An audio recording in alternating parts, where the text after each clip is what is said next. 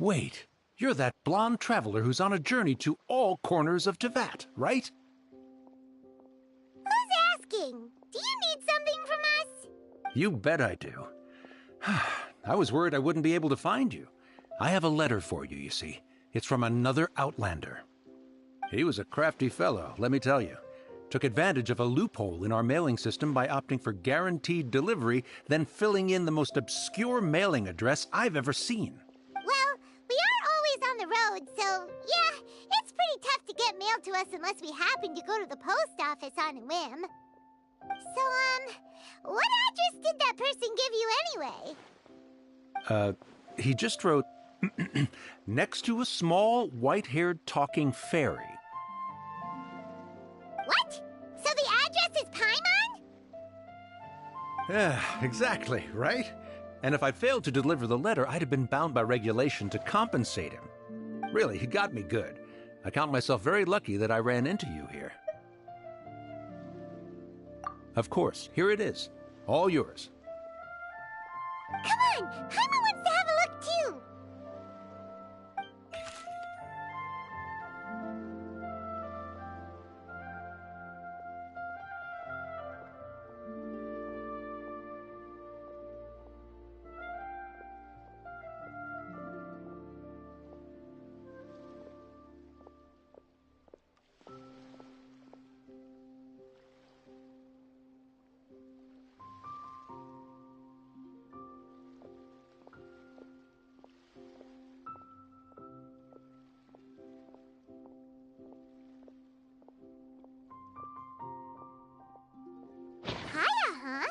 So he's here in Sumeru. Now that Paimon thinks about it, Crafty does describe him pretty well. From what he wrote in the letter, it looks like he didn't think there was much chance of it reaching us. Or maybe he's just being sneaky. Do you think he's making this sound like a miracle of fate so that we'd have to go meet up with him? Yeah, you're right. It's always nice to see old friends. The letter says that he hangs out at Jafar Tavern every afternoon. Perhaps we should drop in on him then, huh?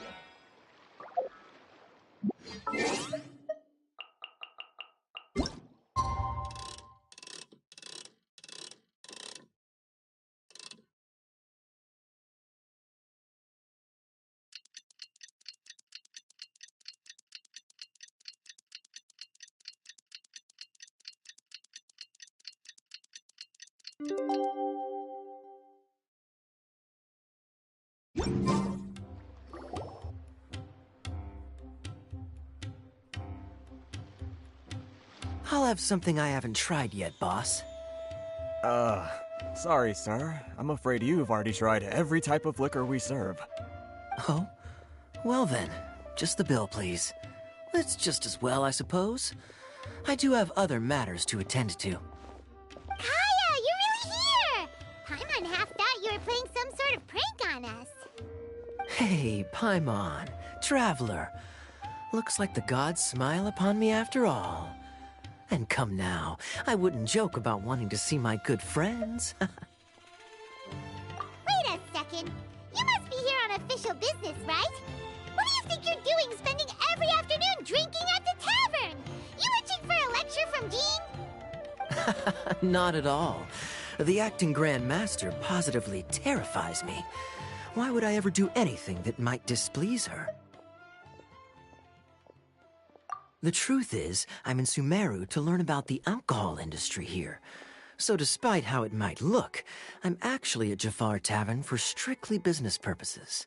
Sumeru spices are famous the world over, and it's long been rumored that this fine establishment was where a certain very popular spiced cocktail was invented.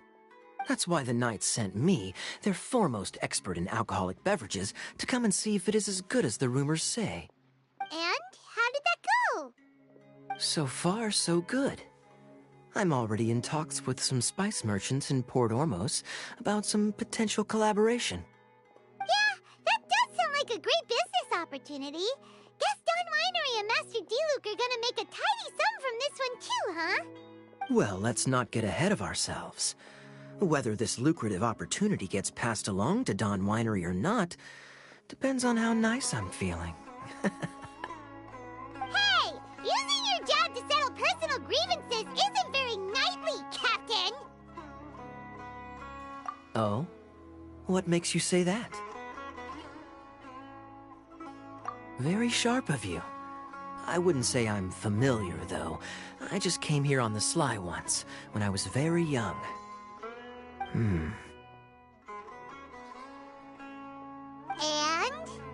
Do continue. Do I have to?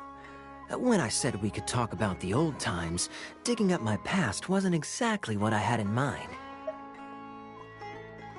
Well, all right, since you're so interested. Like I said, I was very young then. Don Winery had only just taken me in. I overheard my adoptive father talk about sending a team of merchants to Sumeru during a business meeting.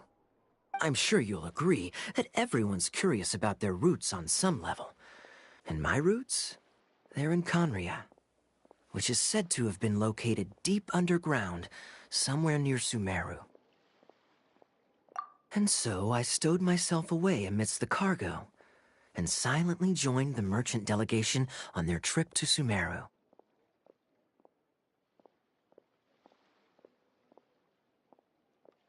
But it wasn't long before the merchant delegation received news that I'd gone missing.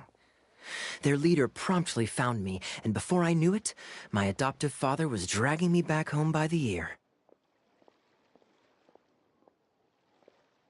It was a short-lived adventure. Sorry I don't have a more thrilling story for you. Honestly, not much. The only reason I knew that Conria was near Sumeru is because I happened to read that in a book when I was young. My life had less and less to do with Conria as I grew up, and so I started caring less as well. I used to believe that I had inherited some sort of duty from my father. But then I began to wonder. Maybe my father left me in the peaceful land of Mondstadt for no other reason than simply to keep me alive. As well as ensuring that I'd be safely cut off from certain things. The thought that I might be able to actually live a happy life there must have been the icing on the cake. This is obviously all speculation. Simply put, I'm afraid that I'm not particularly in the know on this topic. These days, my surname, Alberich, is probably the only link to Conria that I have left. One death afternoon, please, boss. Tell me, what do you know about the significance of that name, Alberich? Dainsleif? Ah, you've decided to join us. I was wondering how long you planned on listening in. I believe I've seen you before in Mondstadt. Dainsleif, if I'm not mistaken. So you remember me. Then we are already acquainted, Kaya Alberich, descendant of the Abyss Order's founder. Huh? What?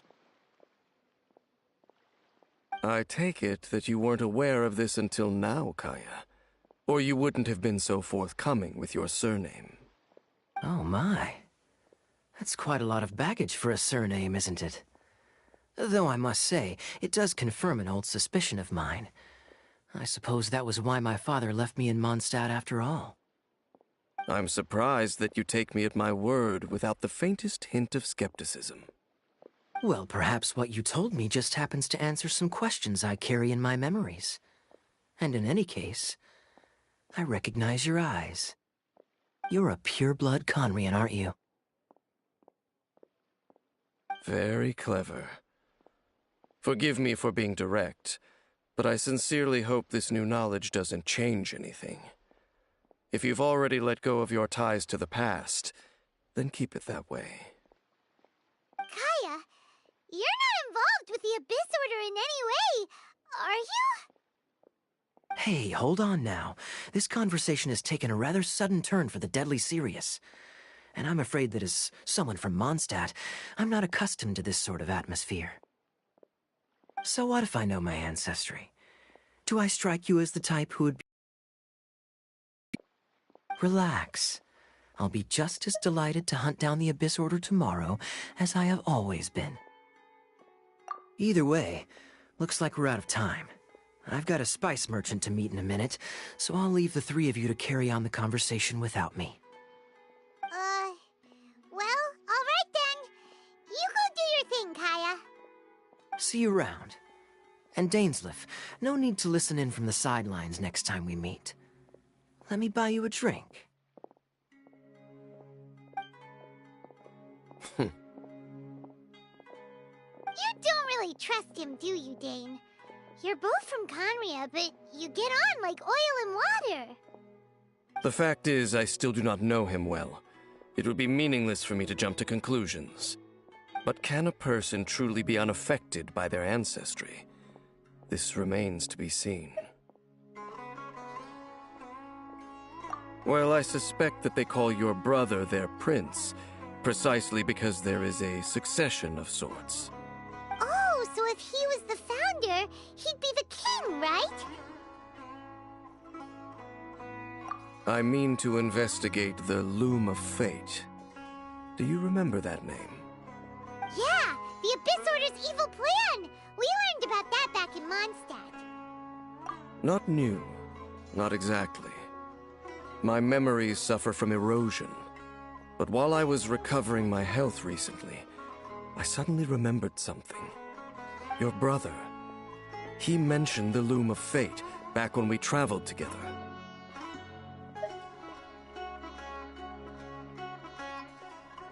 Apparently so. I was also quite surprised when these memories tallied up. I recall that we were traveling to Sumeru when the matter was brought up. So, you're going to the place that he mentioned back then? Correct.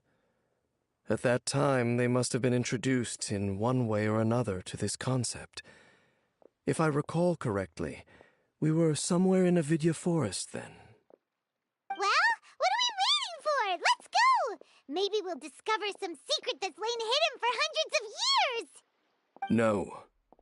Now is not the time. No, it's just... I'm still waiting for my drink.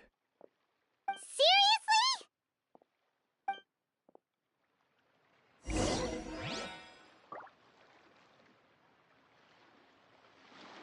Everyone should check out Zubair Theater. How can there be Kairagi here?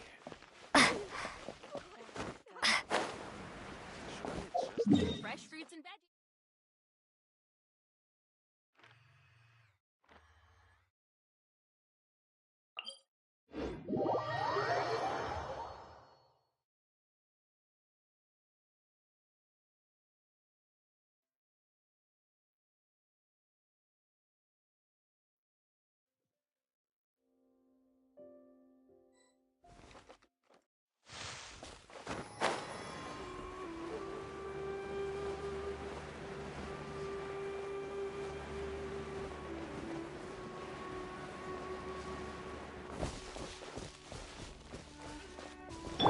Here we go!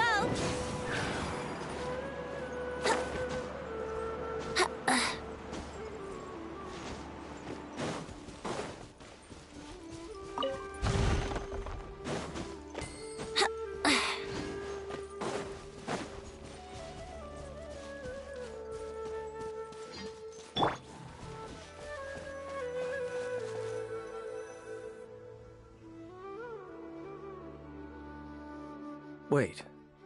This place, it's familiar. What about it?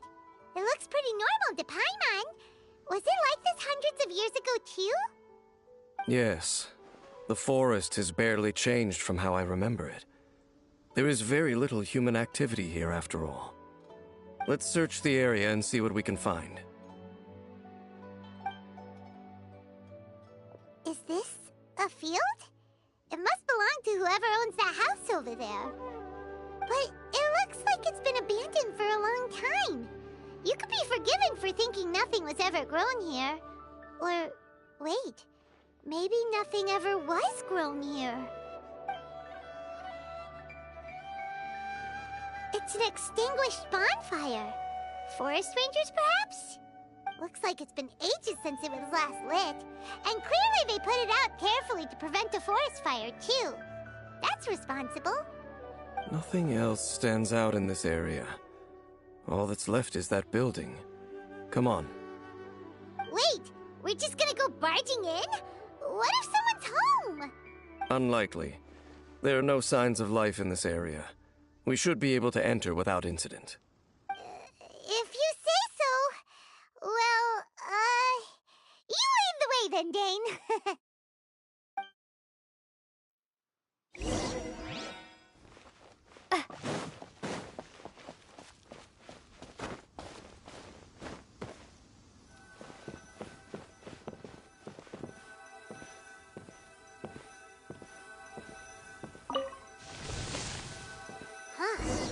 So there really isn't anyone home. This bed looks pretty ordinary. Huh. There's nothing underneath it either. What sort of person would want to live here? It's so dark and damp. Can't be all that comfortable.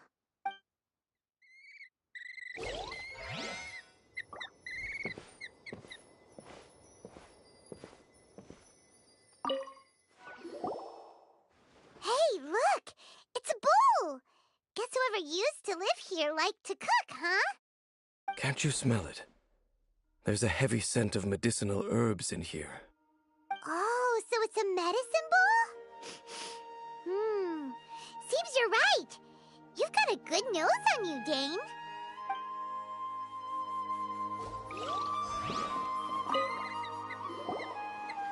There's a box over here. Why don't we open it? And by we, Paimon means you. Paimon's just scared that whatever's inside might bite her fingertips off. Huh? This is a mirror. It's broken, too. Was this a makeup box? That's kinda disappointing. Paimon was hoping we'd uncover some super big secret, especially after Dane talked this place up.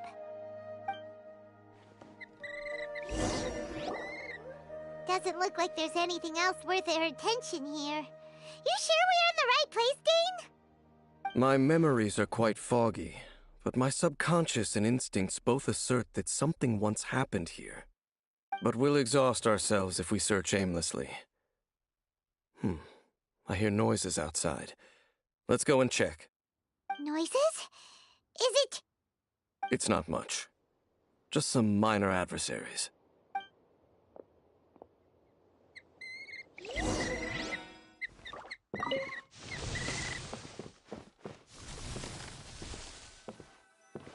Monsters? Wow, Dane's ears are sharp, just like his nose. He's in surprisingly good shape for a 500-year-old. Although for someone who's as full of surprises as Dane, it's hardly a big deal. Anyway, let's beat up these monsters!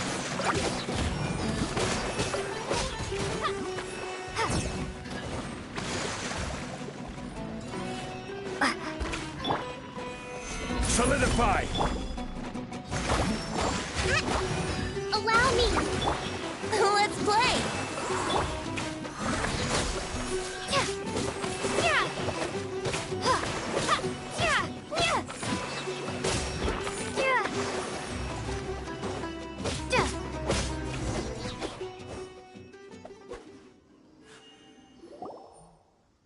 I doubt that the appearance of those monsters was wholly random. There must be something nearby that attracted them. A ley line anomaly, perhaps. But it seems to be more than that. Okay. I'll go slightly further out to investigate any issues with the nearby ley lines. I might be a while. You should wait for me here. What? You're going alone? You better not be trying to keep some secret from us. Your suspicions are as banal as they are unwarranted. I merely think that this house should remain the focus of our investigation, and as such, someone ought to stay here and keep an eye on it. Not to mention that if even forest rangers are capable of investigating ley lines, I will be more than able to handle it alone. Fair enough. Guess we'll just camp out here then. Good thing there's a bonfire over there. Let's make ourselves something to eat. All this running around has made Paimon real hungry.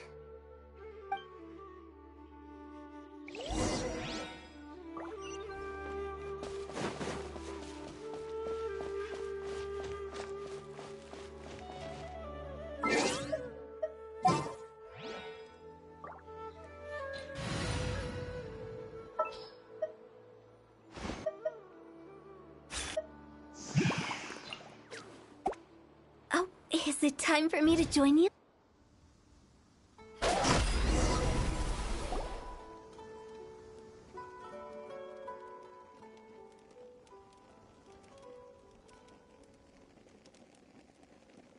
Your cooking is as good as ever. Even if there was no other reason, the food alone would be enough for Paimon to stick with you. Changing the subject, Dane's taking forever. He said that there might be an issue with the nearby ley lines. How bad do you think it could be? We came together, but now it's back to just being the two of us again. You know, now that Paimon mentions it, we really have spent lots and lots of time together, haven't we?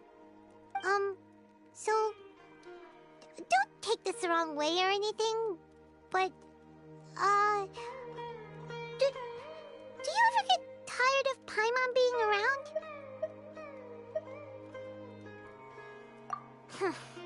Okay, fine. Paimon should have known you weren't gonna say anything nice. So, next question. Don't know if it's okay to ask this, but Paimon's curious. What was it like traveling with your brother? The stars? Wow.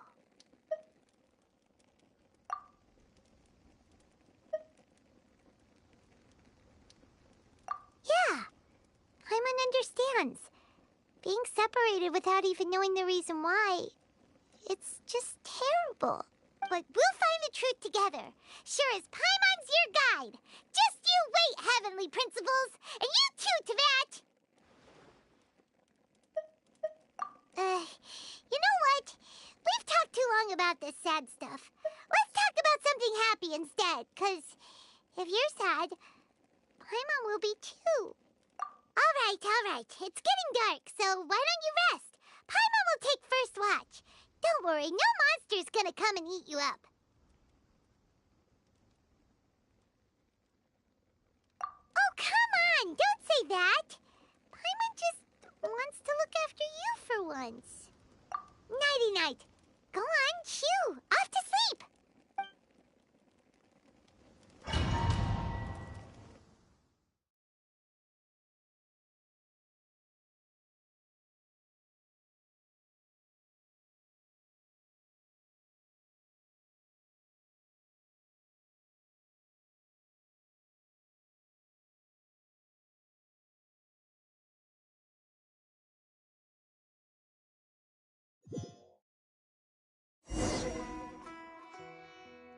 Hey, time to wake up.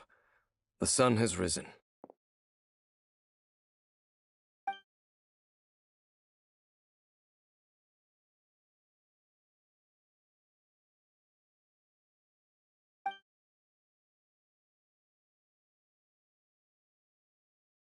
What a deep sleeper. You do know that we need to... Tear stains. You dreamed of your sibling last night, didn't you? All right. Rest here a bit longer then. I'll head into the forest to investigate.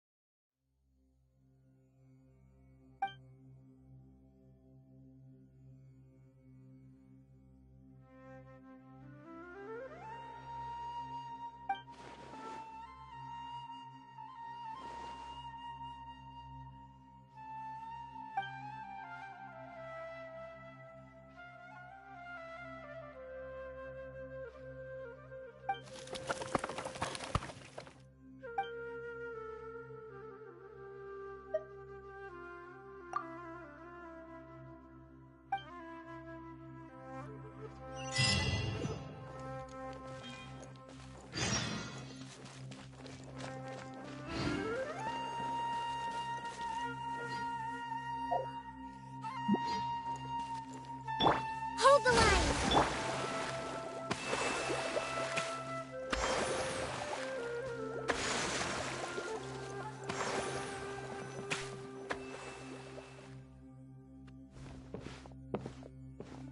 Halt! What do you think you're doing? This place is not whatever you think it is. Nor should you be poking your nose into my business. Begone!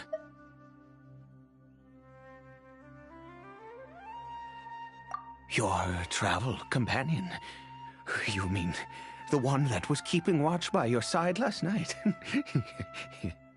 Your companion departed for the forest early this morning. That much I saw with my own eyes.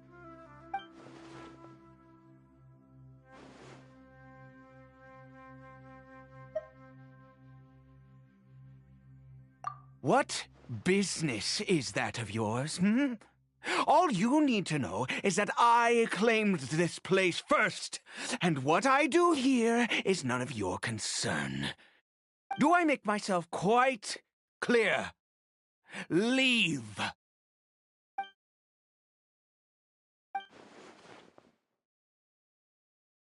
Well, what are you waiting for?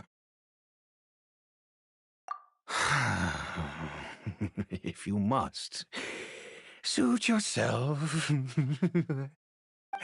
I've been observing you, and you don't look like a forest ranger, nor someone from the academia.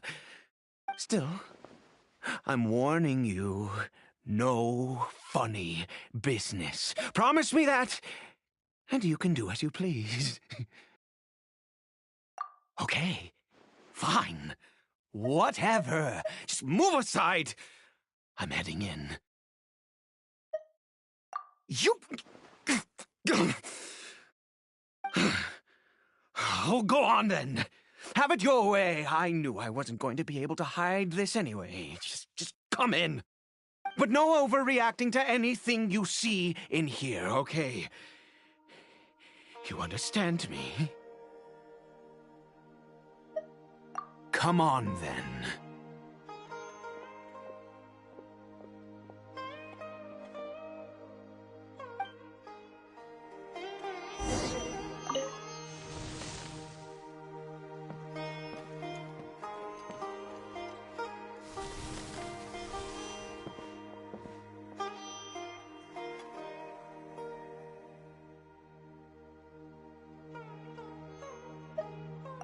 Mind your own business. And don't worry, he isn't aggressive.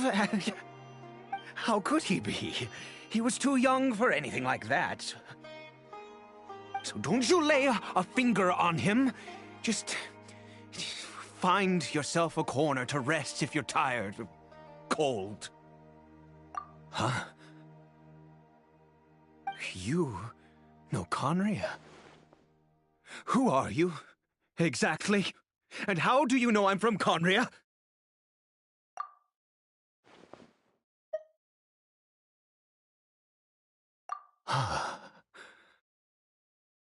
Do you worship a god, traveler?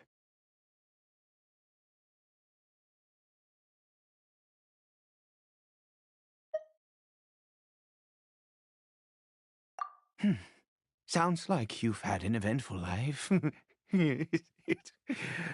All right, well, my name is Ida, and you are correct. I was once Conrian. I apologize for my earlier hostility, but you must understand, as far as I'm concerned, humans who do not worship the Seven are nigh extinct. And all who place faith in the gods are my enemies.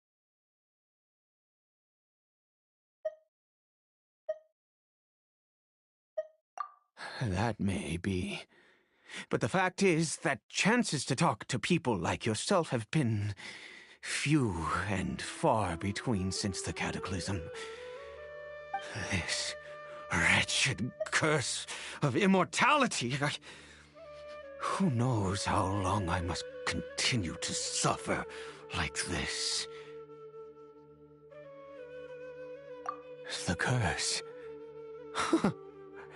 It was a little gift given to the people of Conria by those vile gods. We lost our home, our loved ones, everything. The agony of the cataclysm itself was already too much to bear, but then came the curse, robbing us any chance of release. All we can do is watch helplessly as our souls erode and our bodies decay.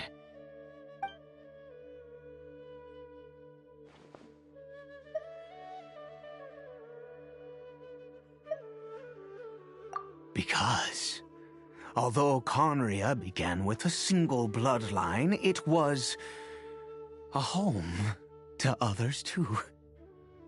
Any who forsook their gods and came to Conria were welcomed as our fellow citizens.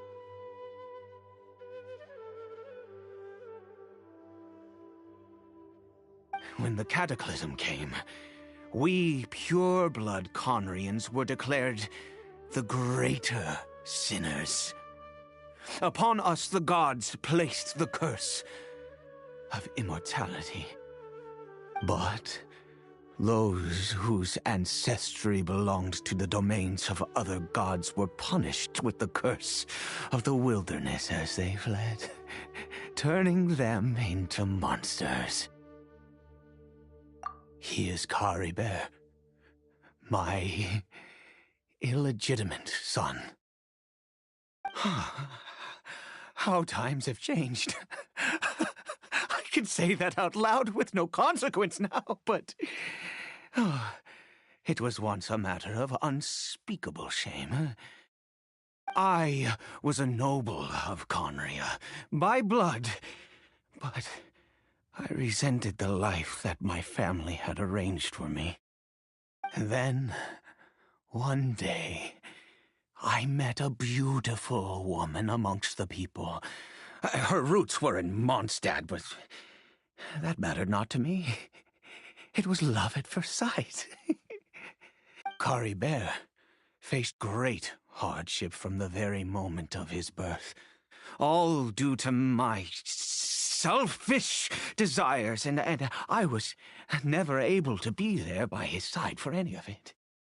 After all that, he turned into a hilichurl right before my very eyes. I always owed him much, and now at least I can finally be close to him. She was. We were separated. I do not wish to dwell on it. It could be worse.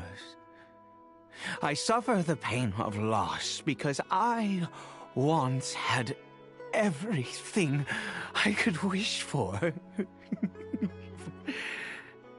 And now that I have lost almost everything, the little that remains I see with new clarity.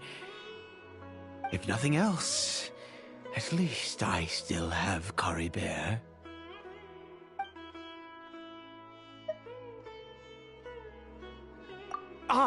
Yes, that reminds me. I only returned here to check on Kari Bear, but I do have other things I wish to do.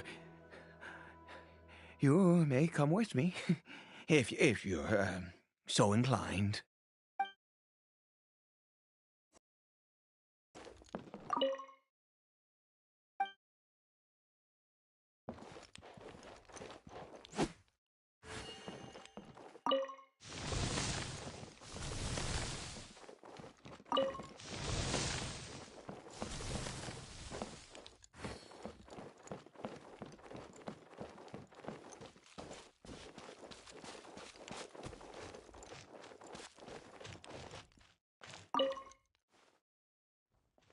over here.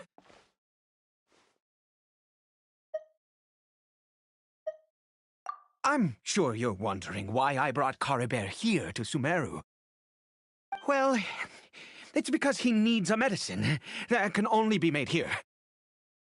One which will help him to recover his clarity of mind.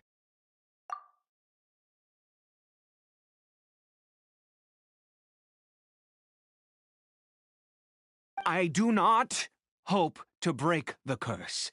I am well aware of my powerlessness against the punishment of the gods.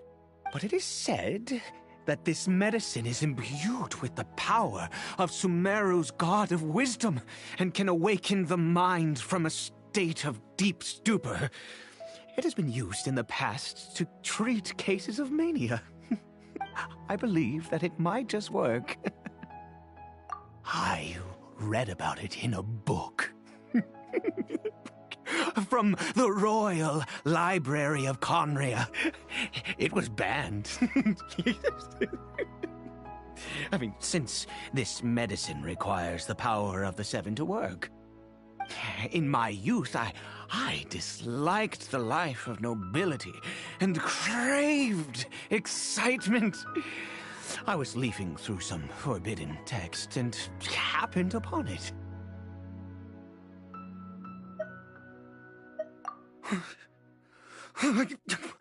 What other choice do I have?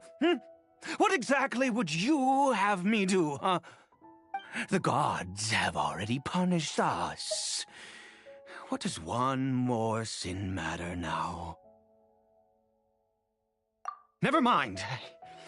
As long as you understand. I'm sorry. I struggle to take control of my mood sometimes. Perhaps a consequence of having lived too long. As it happens, I am in dire need of some help to make this medicine. My hands don't have the dexterity they once did. I fear they may be decaying from within. All thanks to this curse of immortality. Okay. To start with, take this ingredient.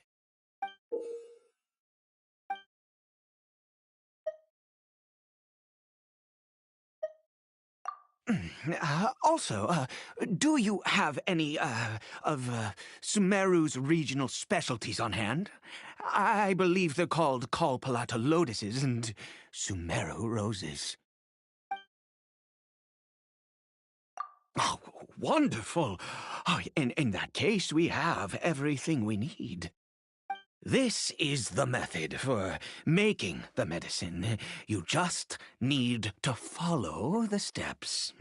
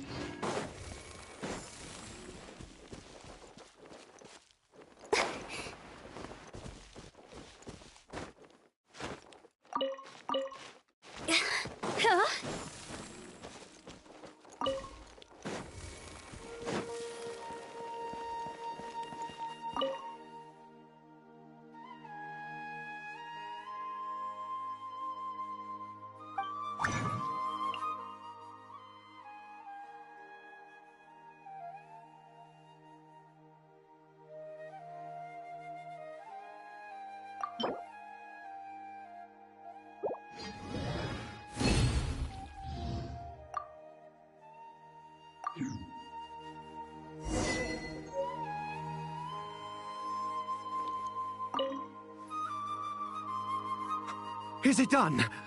Oh, splendid. Let me see.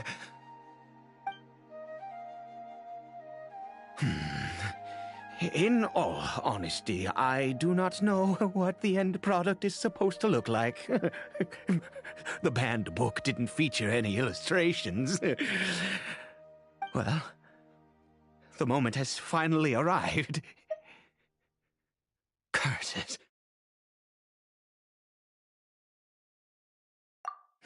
No! We need to perform one final step to complete the medicine. I said before that this medicine relies on the power of the God of Wisdom for its restorative effects. Which means we must pay a visit to a statue of the Seven.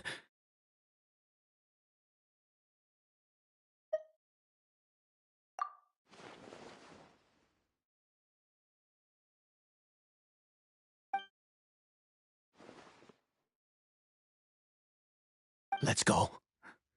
Bring the medicine with you.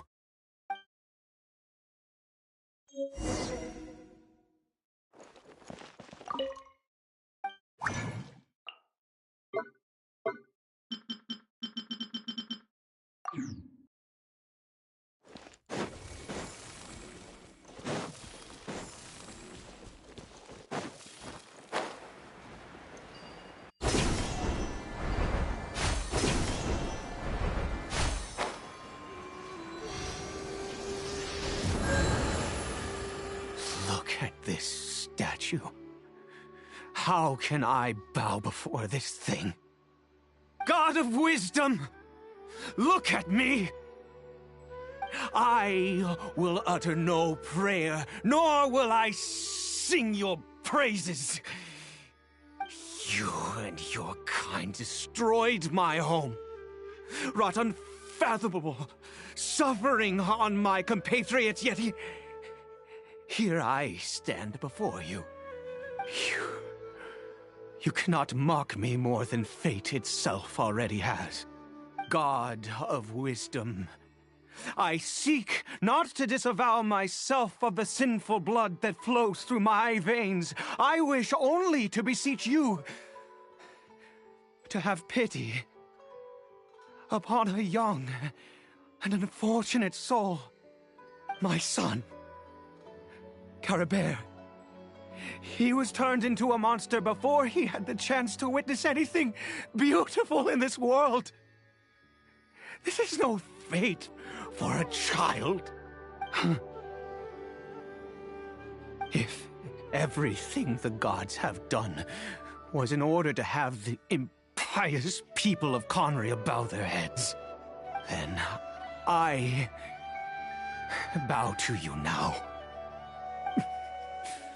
I have given up all I ever stood for. All I ask is for a tiny miracle.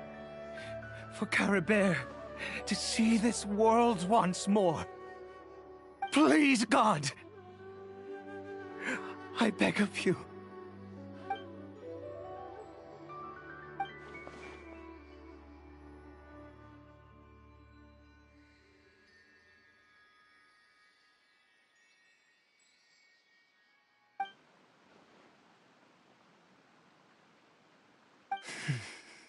I have made quite enough of a fool of myself for one day. Let's go.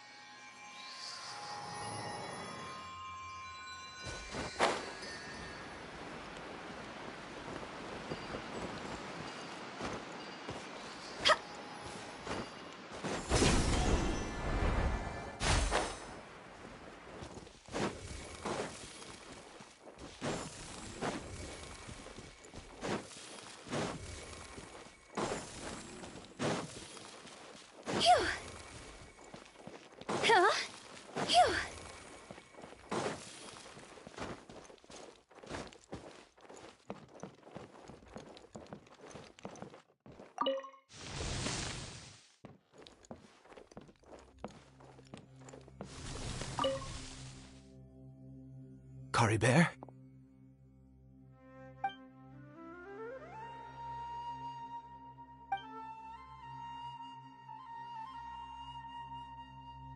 Well, we've prepared the medicine. We might as well try it.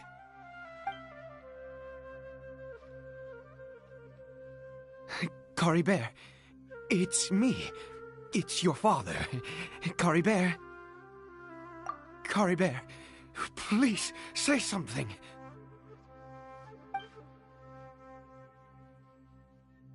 I'm sorry I couldn't be at your side when you were born. And that I failed to reach you and Mama in time when you both were suffering. But I'm here now. Papa's been by your side all these years. I've never left you, not once. Are you still angry with me, Cory Bear? I know you're awake now. Do you not want to talk to me? I'm so sorry, Cory Bear. Forgive me. Please, say something, anything. Please. Please. Oh, gods above! What more do you want from me? You took everything from here, and I still bowed to you. I'd give you my very life if only you cared to take it. But you won't even let me die. I knew it.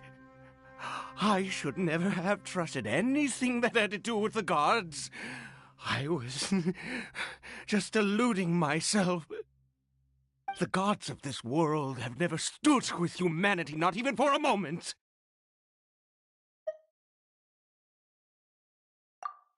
Other reasons. What do you mean? Huh. You really think so? Give up? No, never. And yes, you're right. I cannot let myself wallow in despair. Even if I must stay here with him for 50 years, 100, what difference does it make? I do not lack for time.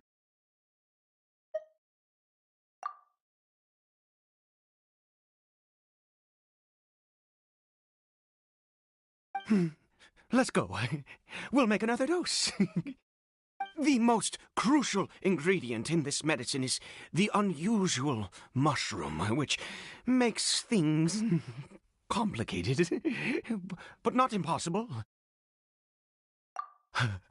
I grow them in that field. The details don't matter, right? Curb your curiosity and just do as I instruct. If you truly wish to help me, that is how you can do it. There is a waterfall near the statue I prayed at. I need you to collect some water from there around 2 in the afternoon. I'll be here watching Cory Bear. Once you're back, I will make some fertilizer for the mushrooms. Good. Then please head over when the time comes.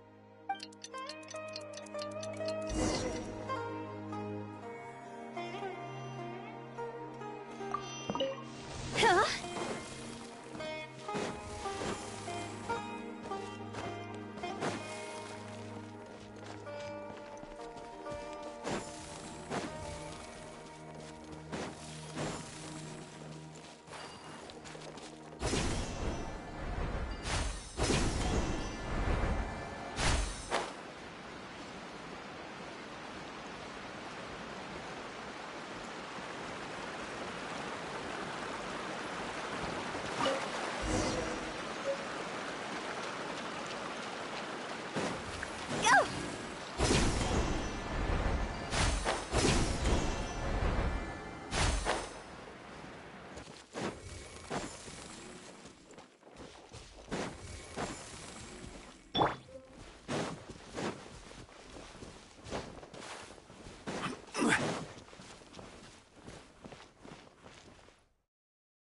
Ah, you're back.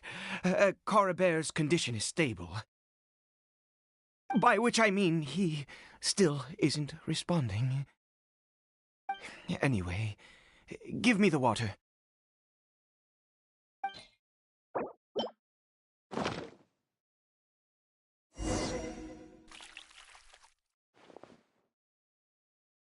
I need you to stand guard here for a while. Whatever you do, don't let any forest rangers approach the house.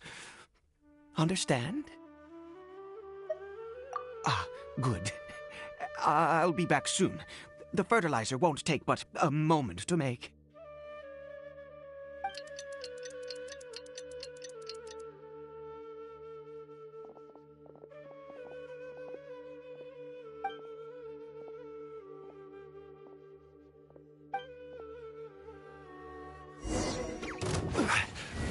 Gather! Time for takeoff. Allow me!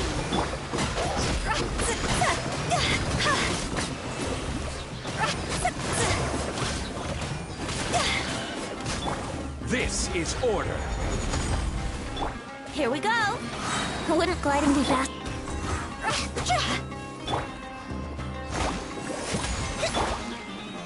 Solidify!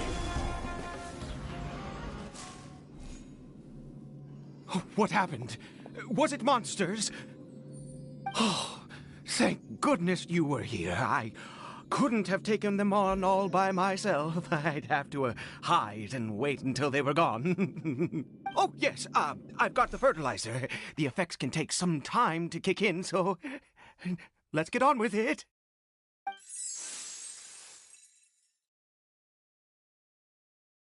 Next, we pick the mushrooms and repeat the same steps as before to make another dose. I trust you still remember the method.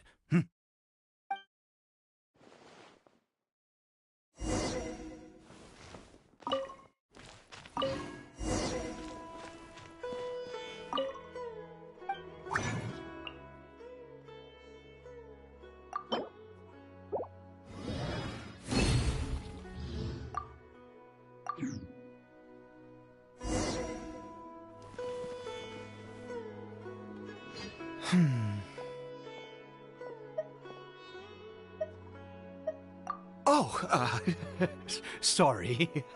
I just, after resting in this field for a while, my thoughts began to wander. I have been so very wary for many years. If only I could fall asleep here in this field and never wake up again. I do indeed. That's why it was just a fleeting thought.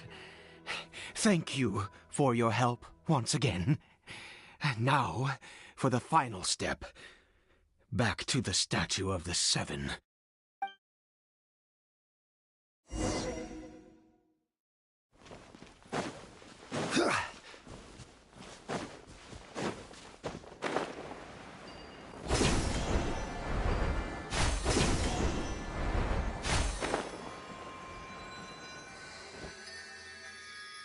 We're here. Let's begin.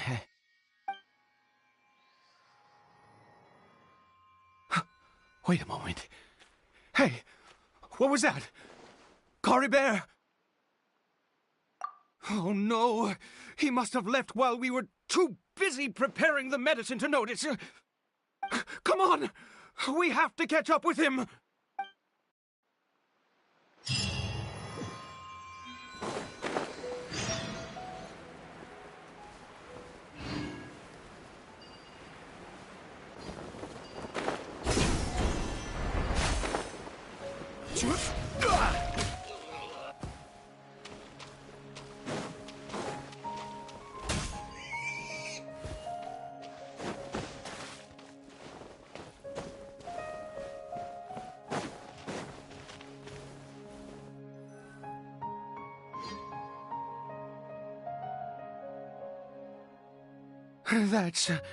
That's not Cory Bear.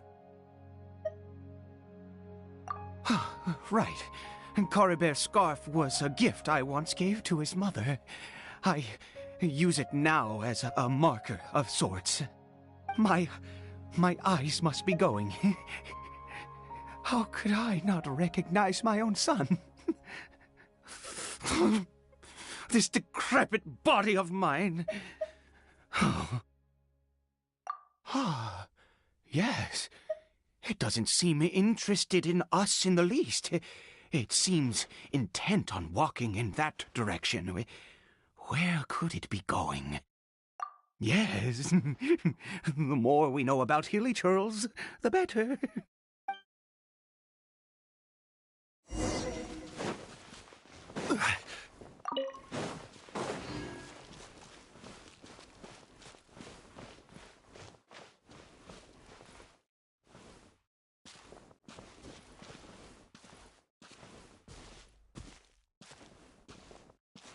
Did it go in here? Well, let's head in.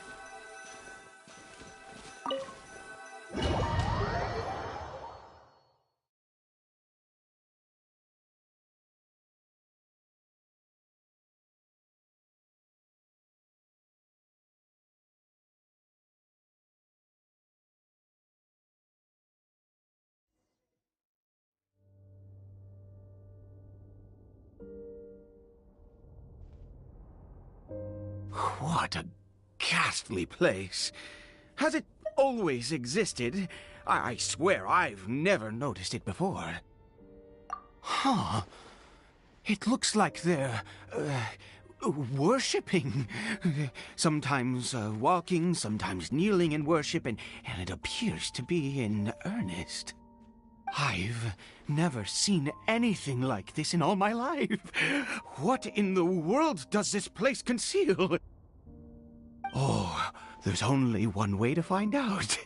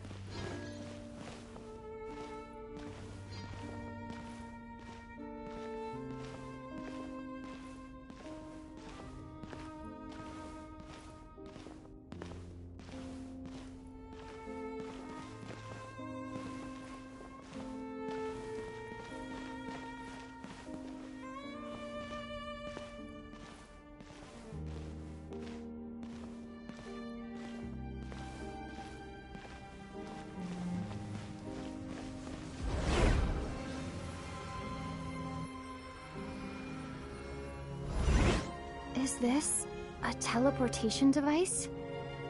What energy is powering it?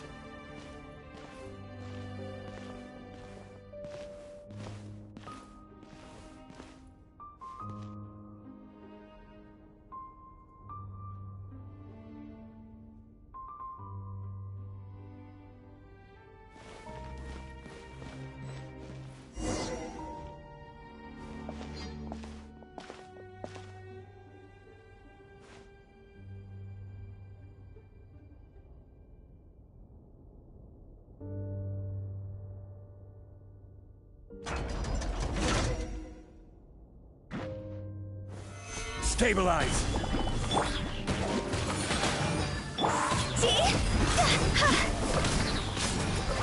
Higher, higher, pants on fire!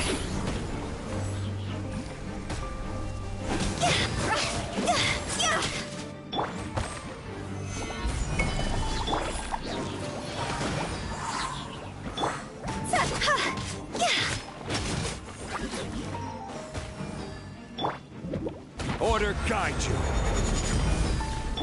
Hold the line. Phew.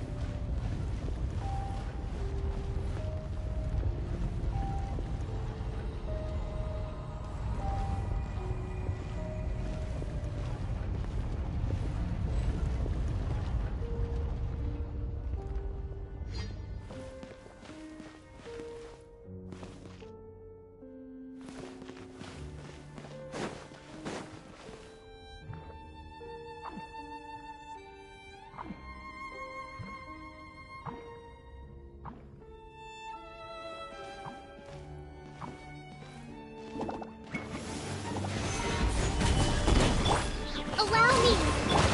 Think you can get away? Time to go!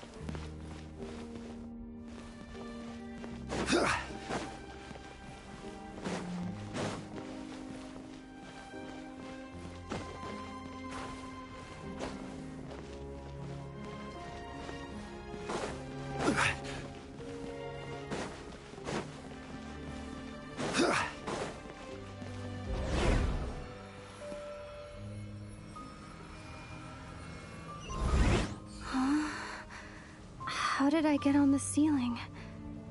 Did the room turn upside down, or gravity itself?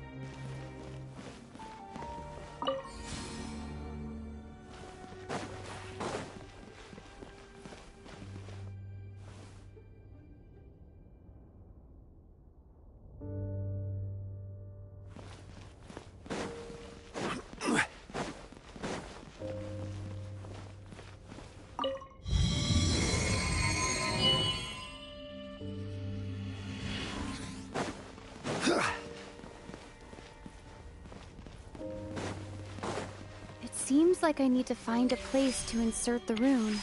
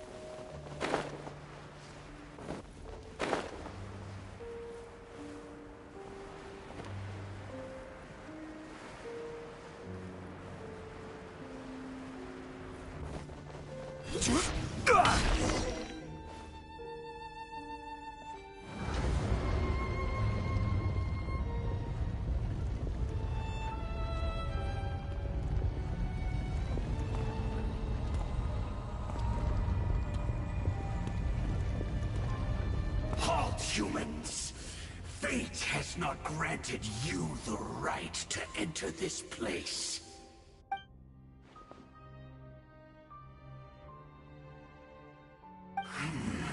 Do you insist on an audience? Very well. Then I grant you the trial of destiny.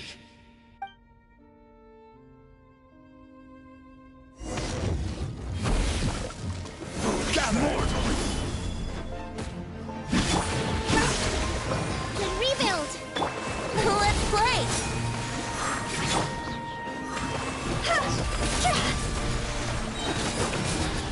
Higher, higher, pants on fire! Desolation!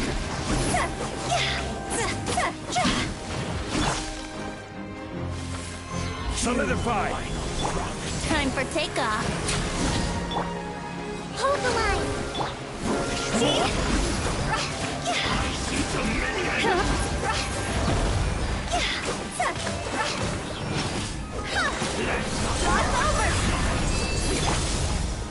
Gather!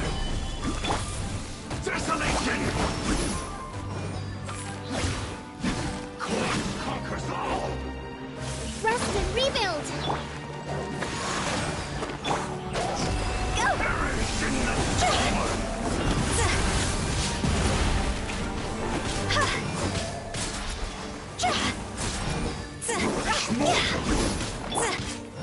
Solidify!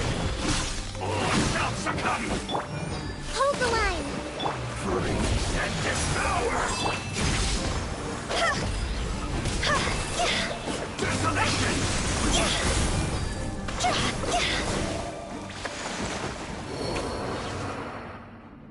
Who was that? He was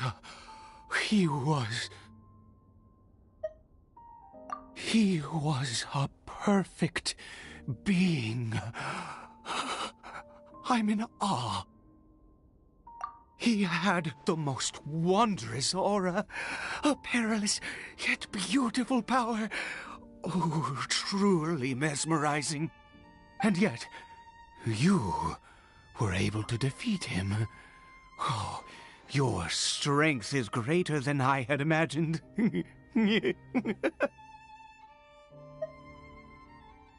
Let's continue on.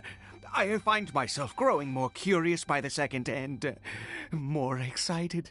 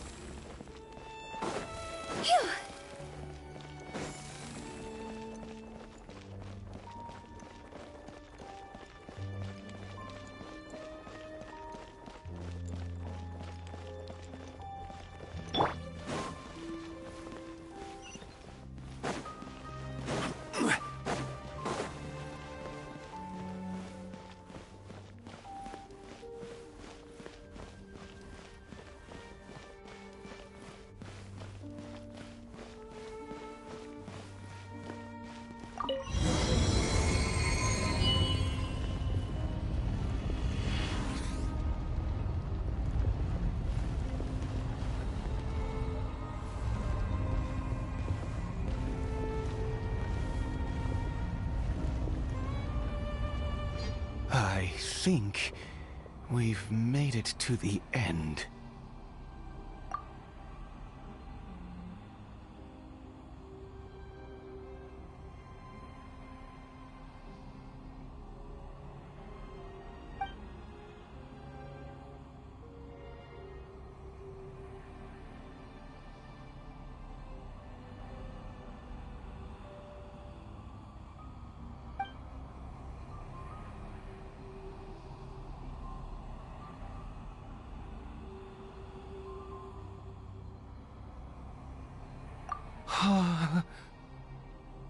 Oh, dear creature, why do you bow down? For fear of the unknown? Or for power that you covet?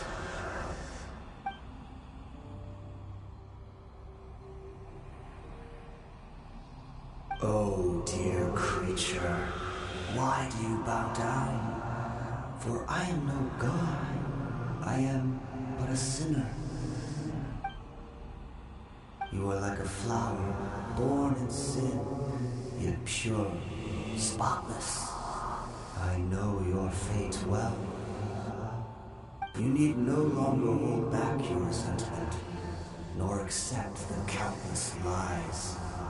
Go forth, become a transcendent one. Rise beyond the fate bestowed upon you. And I shall shed a tear at the end of time, as I gaze back upon your life.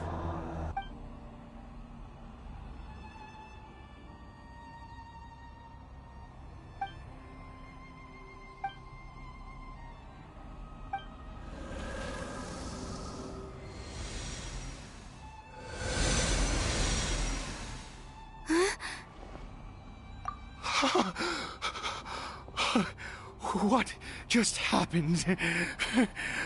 When I saw that thing, my heart was instantly at peace. I was overcome by a sense of awe or joy, perhaps. I am. I feel good. In fact, I feel better than I did before I came in here. How peculiar. Oh, is that so? All right. As you wish.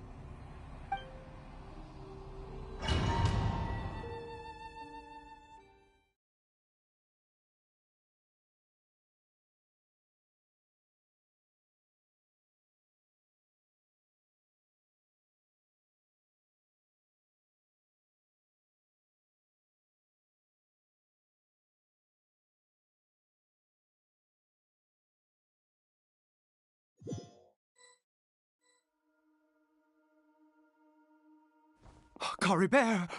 Oh, thank goodness! He's still okay!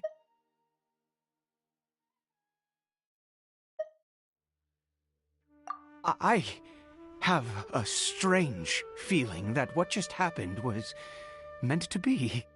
For this to happen, right at the moment when I was dreading worshipping at a statue of the Seven, it's as if fate was calling to me.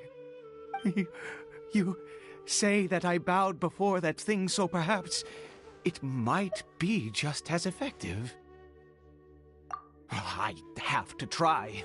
No matter what, you said it yourself. I have to exhaust all options.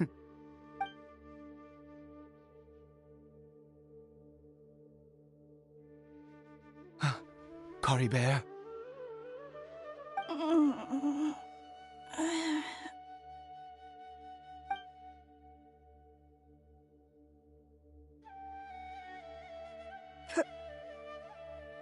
Papa? Caribert! Oh, my goodness, it worked! It's a miracle! Oh, Caribert, my dear son!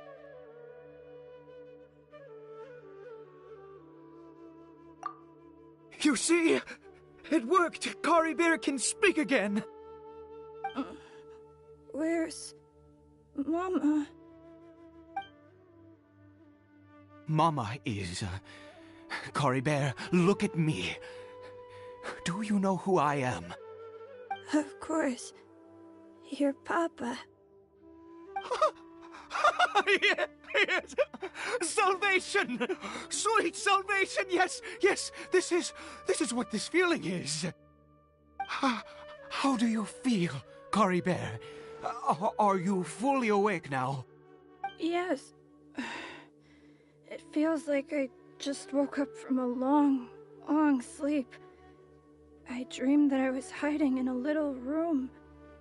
I didn't dare go out the whole time, and I didn't want to either. Wait. My body! What happened to me? Is this me?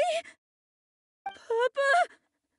What's happened to me? Don't panic, son. It's just... While you were sleeping, we went into a fairy tale world.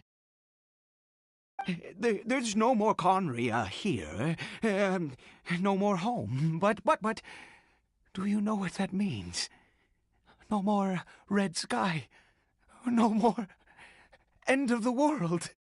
In this world, you have to be a little monster, but you get to stay with Papa forever. Am I dead? No, of course not. Look, Cory Bear, you still have Mama's scarf on your arm. That means she's watching over you, protecting you. So how could you be dead? Really? Yes, really. You've only just woken up, and this must all be very confusing for you. Just rest here for now. Things will get better. Oh, and, you have to promise me something. Never take off your mask. Understand? Whatever happens, you mustn't take it off. Okay, Papa. I won't.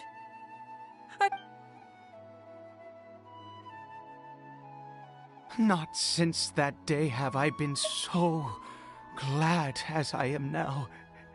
I can't believe this is really happening. I knew that placing my hope in the Seven was a waste of time. I even worshipped at one of their statues like a common fool. Never before have I humiliated myself like that. Once a murderer, always a murderer. I was naive to think that the gods who conspired against us would ever offer redemption. But the god we saw in that cave, now that was a truly mighty god. Nothing like one of the Seven.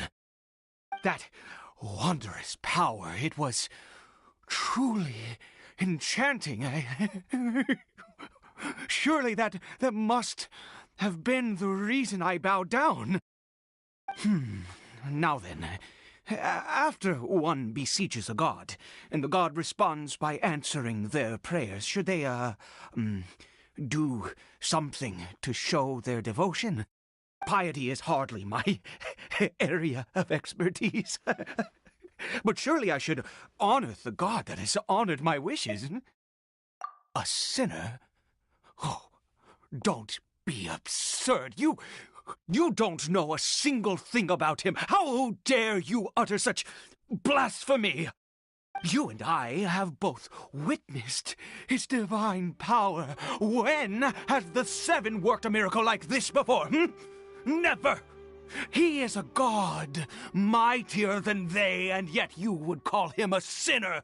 Oh, preposterous! No matter. Believe what you will. You cannot shake my faith. I am going to pay my respects with or without you.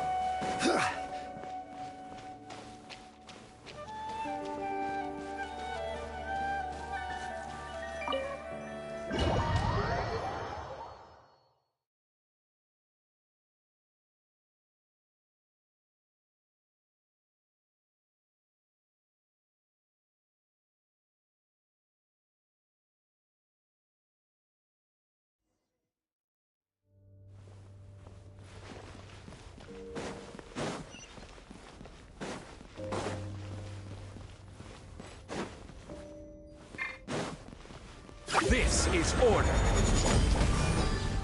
Gather! Allow me! Brace yourselves.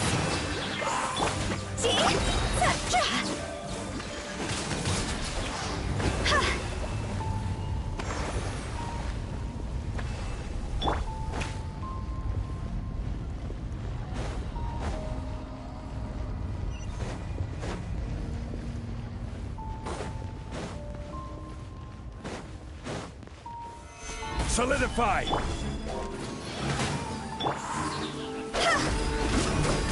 Go! Time to go!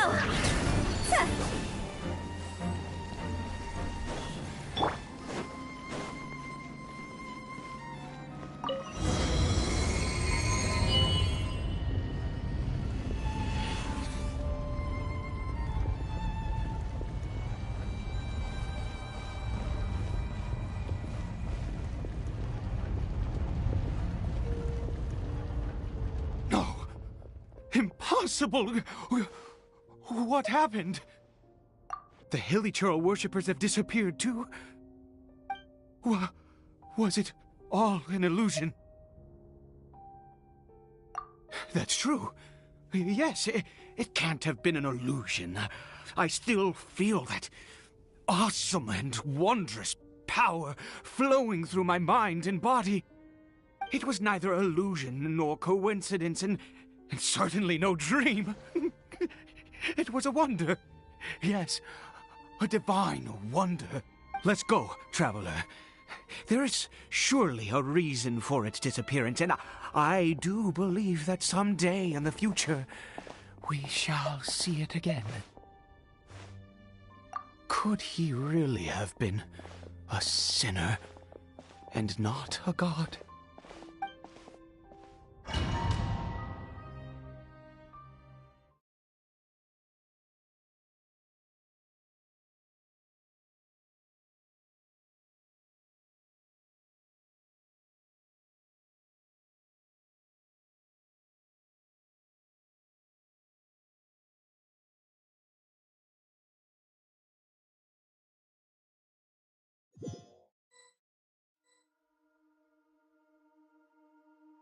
Cory Bear?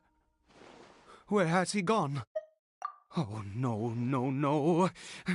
Maybe someone else came by and found him? No, it can't have been that. There's no sign of a break-in and no sign of anyone having been here. This does not bode well. What if he's spotted by a forest ranger or an adventurer in his current state? Wait a minute. This isn't how we left it. Oh, no. Did he...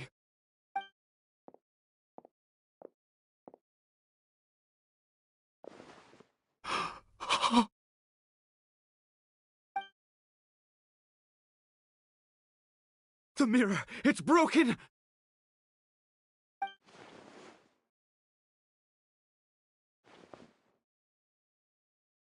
He must have taken his mask off and seen what he looks like beneath it.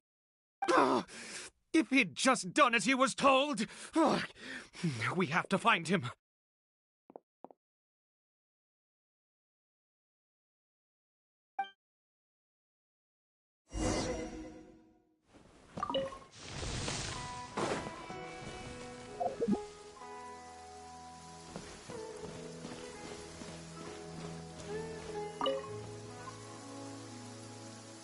It's his scarf. He dropped it. Looks like we're going the right way. Come on.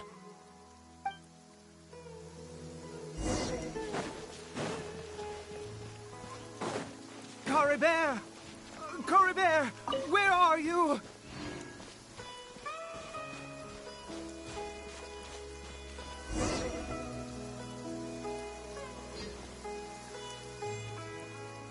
Curses!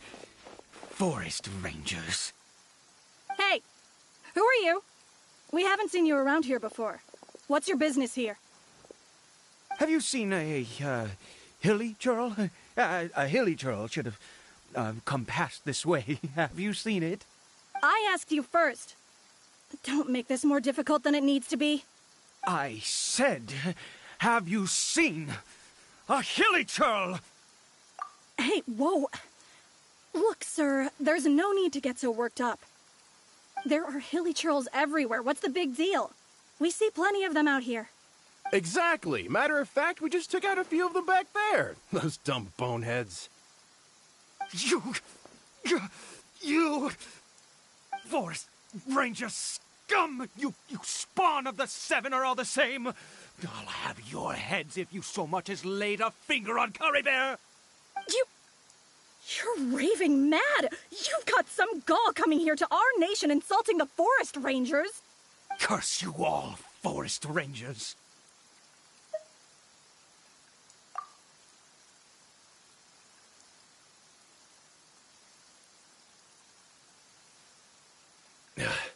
I don't get it. Why make such a huge fuss over a few hilichurls? Makes no sense.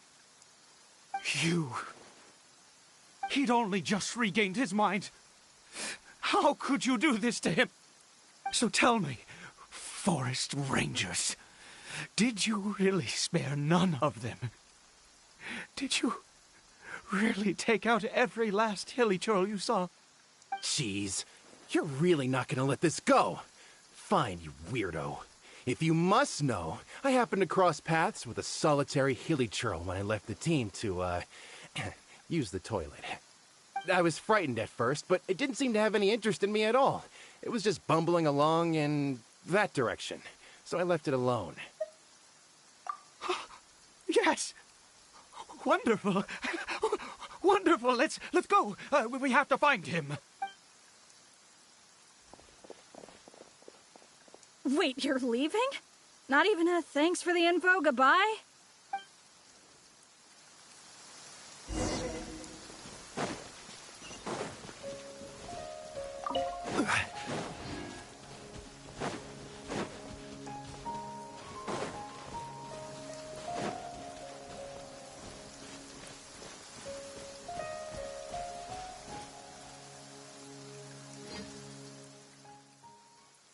Curry Bear! Curry Bear, stop! It's me! It's Papa! Whatever you saw, it was all a trick. An illusion. I told you, we're in a fairy tale world now. Nothing here is real. Please, Curry Bear, come back. It's time to go back. Curry Bear? How could this happen? He regained his mind. He must be able to hear me.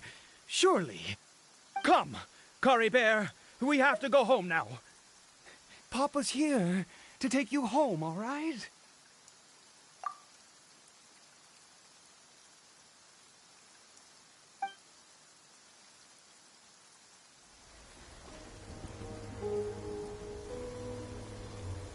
Papa? Curry Bear. Papa, I can't take it. Please, Curry Bear. It's my fault.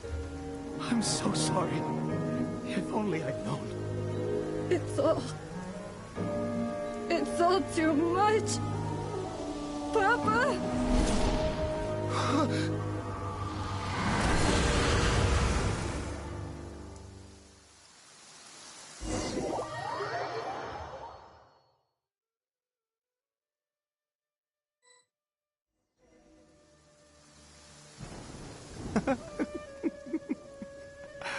I see.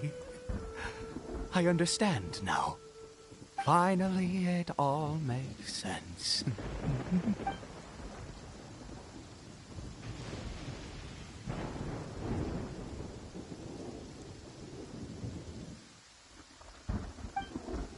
Aha! Traveler, you're awake! Finally, we can rejoice together. Wait, no. Why am I still calling you Traveler? Oh, I have known your true identity for some time now.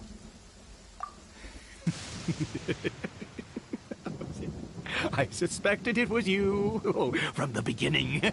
I had to talk to you to be sure. Oh, of course. course you haven't. With your status, you can hardly be expected to know all of us. In any case, I've been using a fake name this entire time. Ida is the name of a servant I once had. My real name is Clotar. Clotar Alberic.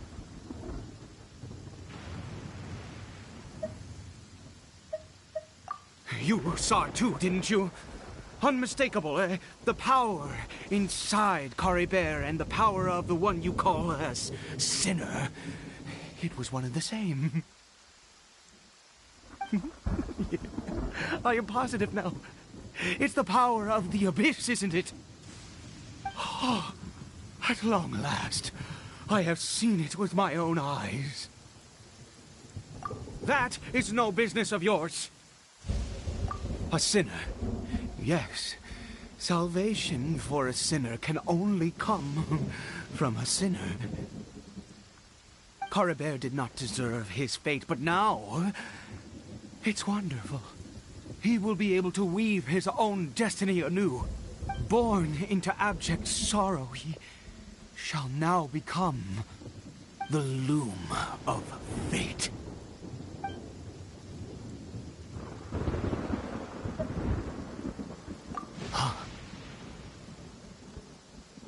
Sinister. Dangerous. Oh, I never imagined that you, of all people, would deny the abyss. How ridiculous! We once believed that you would bring new strength and hope to Conria. To us, you were the abyss. A wondrous mystery far beyond our imagination and comprehension.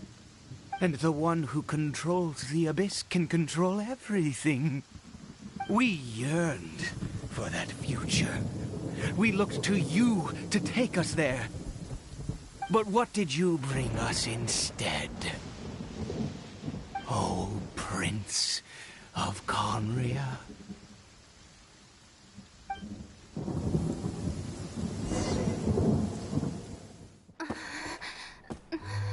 What did he just call me?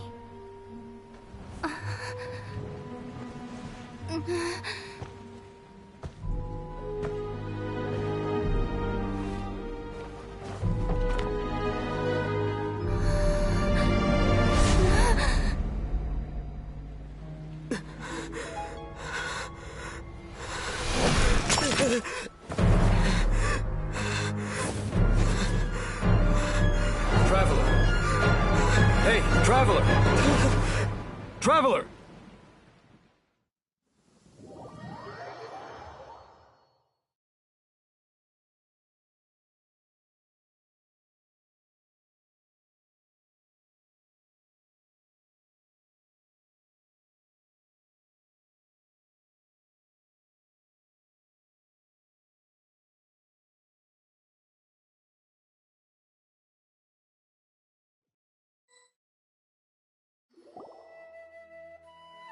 You're awake!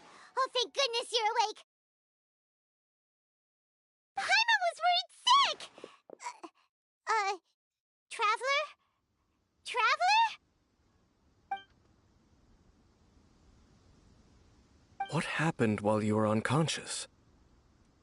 I checked the ley lines nearby. It appears that the abyss tampered with them, and they've been in turmoil ever since. Information and memories flow within the ley lines. What did you witness?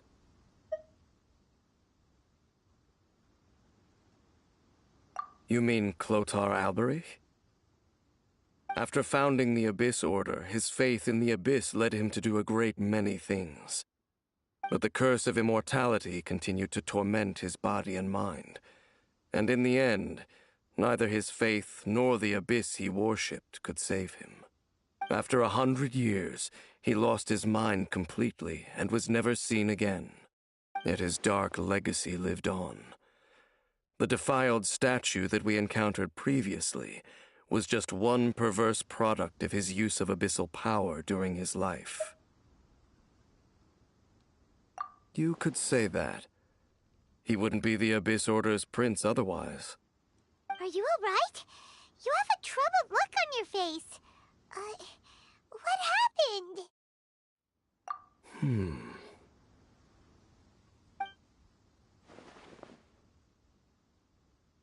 So you saw his memories from centuries ago through your own eyes. It all but defies belief. Still, as I'd suspected, the notion of the Loom of Fate did indeed rear its head during that time. And it seems closely connected to Clothar Alberich's son, Caribert, and what happened to him. And yet your brother never breathed a word of this incident to me. I wonder, was that the moment that he decided to go down this path?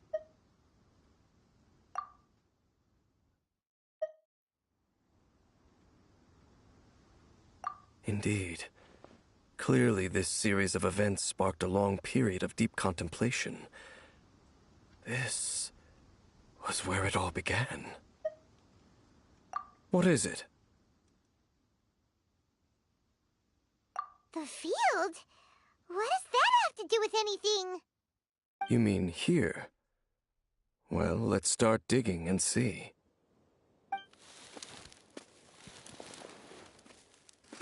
You scared the Duke out of Paimon! Did you rebury them yet? A male and female skeleton, buried together. Interestingly, the male skeleton appears to have been interred much later, and it's holding a silk scarf in its hand. But what does this mean? And how did you know that there were bodies buried here? What? That's impossible. Unless Clothar Alberich finally found a way to rid himself of the curse. This all raises far too many questions. I need time to think, and to search my memories for some missing pieces. We should part ways here. Huh? You're just gonna leave? Why? You could come with us, you know. It's better that we split up for now. I think that he might have seen you. Who's he? Yes. I have my suspicions as to his identity, but I need to confirm some other details before I can be sure. If the time is right, I will tell you when we next meet. But what do you mean that he saw the Traveler? How is that possible? I fear that while these things would limit anyone else, they are no obstacle to him. What? Why? What is he? All right, let's leave it there. Get some rest. Goodbye. There goes Dane. And just like that, it's back to being the two of us again, huh? What is it? Huh?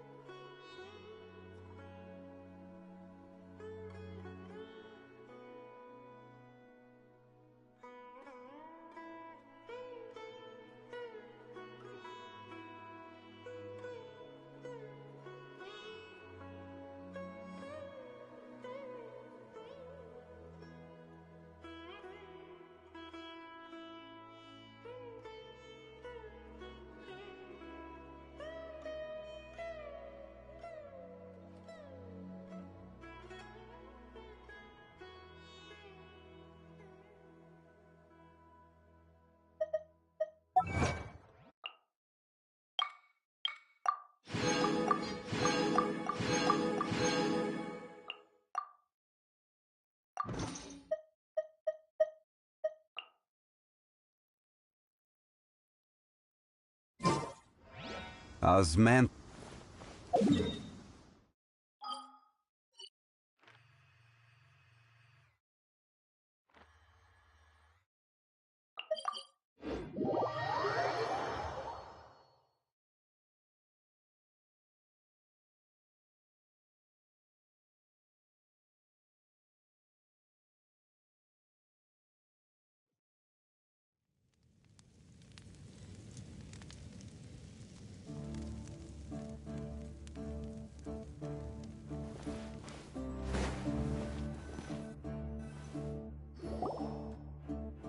Caravan Rebot! Now let Paimon think. What were we up to the first time we came here? Oh, Paimon remembers! Nahita's consciousness had been trapped by the doctor, but we followed the clues she left behind to help her.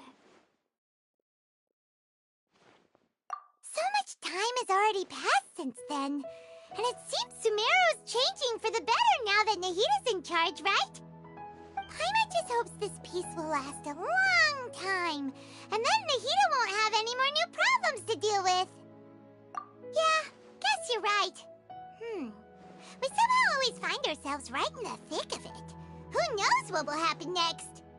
Come to think of it, maybe it's all because of you. Maybe you're just a magnet for trouble.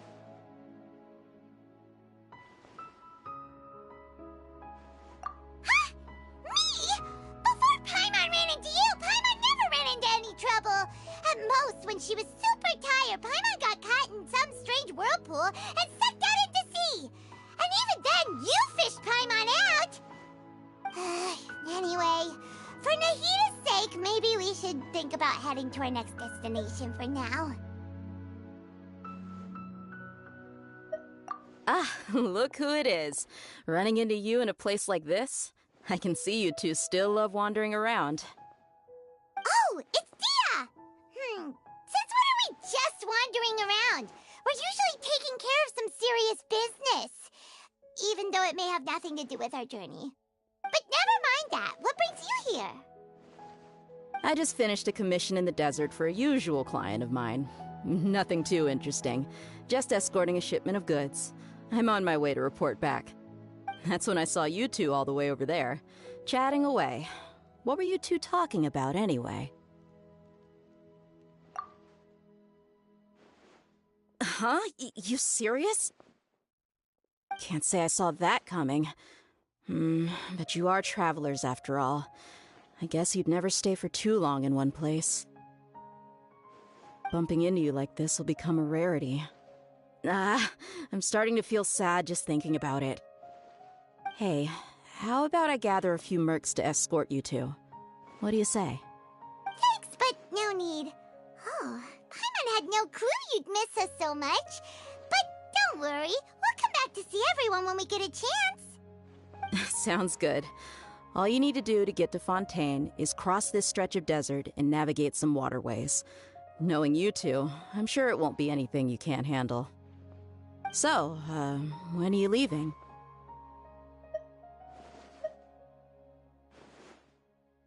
Oh, wait a sec. Paimon just remembered there are still a few dishes in Sumeru that Paimon hasn't tried yet. Now, where's that list Paimon made?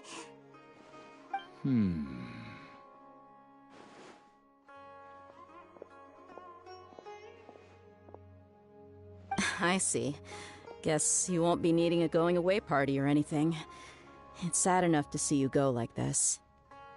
Though, now that I think about it, Sumeru wouldn't be what it is today without you. Seems true heroes always prefer leaving quietly. By the way, should we go say bye to Nahita? Oh, good point. Then there's no need to bother her in the real world. Then, I guess this is goodbye for now, Traveler in Paimon. Whether as a client or a friend, you're always welcome to come find me. Goodbye, Dia. Bye-bye, Sumeru.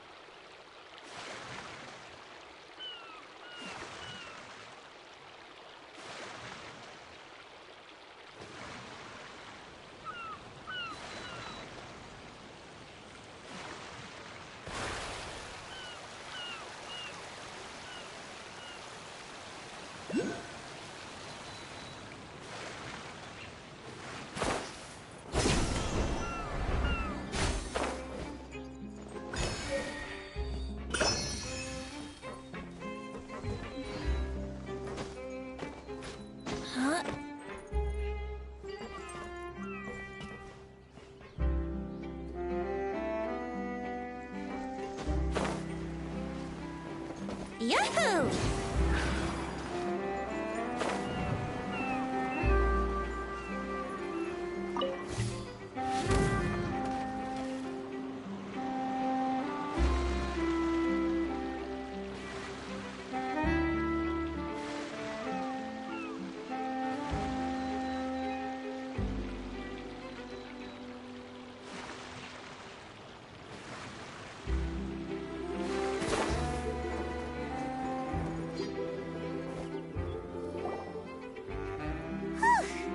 After crossing all that sand and water, we finally made it!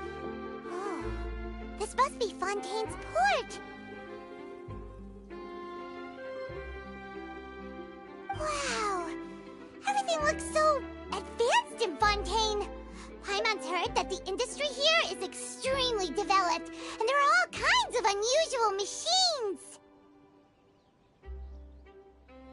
Just seeing the sights as a tourist is nice, but maybe it would be better if we found something to do. What do you think? Good idea! Nahida gave us loads of useful information. Seeking out the Seven is probably still our best source for information at this point. Yeah! The more we can learn, the better. So, what do you think the Hydro Archon's like? Will we get along? Nahida said that she has a very unique personality, whatever that means. To learn about a nation's god, start with the nation's people. There seems to be some locals talking over there. Let's go see if we can join the party.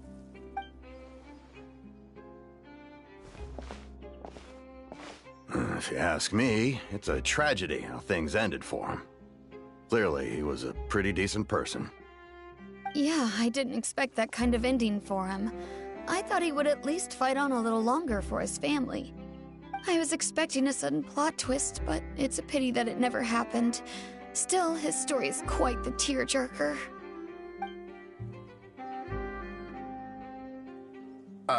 Excuse me. Can I help you too? I couldn't help but notice you standing here listening. Hi. We're travelers new to Fontaine, and we had something we wanted to ask, but you seem to be really busy talking about some kind of play, so we didn't want to interrupt. Play? Oh, no. We're talking about something that really happened. In fact, it's a case that was just heard a few days ago. Really? Like, a real trial? But the way you were talking about it and the words you used just now made it sound like some kind of story. Well, good tales are often based on true stories, aren't they? And what you see in reality may also be someone deliberately putting on an act while harboring ulterior motives. Whether isn't that important. The main thing is whether the story being acted out on the stage is splendid enough. Oh, but it looks like you're not from around here. You probably don't know that the Fontaine Court of Justice is called the Opera Epiclese, or more commonly known as just the Opera House. But, shouldn't court cases be treated a little more seriously than that? Not to question Fontaine's way of doing things. It's just that putting someone on trial is usually a very serious thing. No worries. Other visitors to Fontaine have wondered the same thing. You could say that we just don't want to waste the moving stories behind those cases. And as for your worries about whether the cases are treated with due reverence, we have the absolutely just and honorable Chief Justice Neuvillette, as well as the Oratrice Mécanique d'Analyse Cardinal, a machine created by the Archon.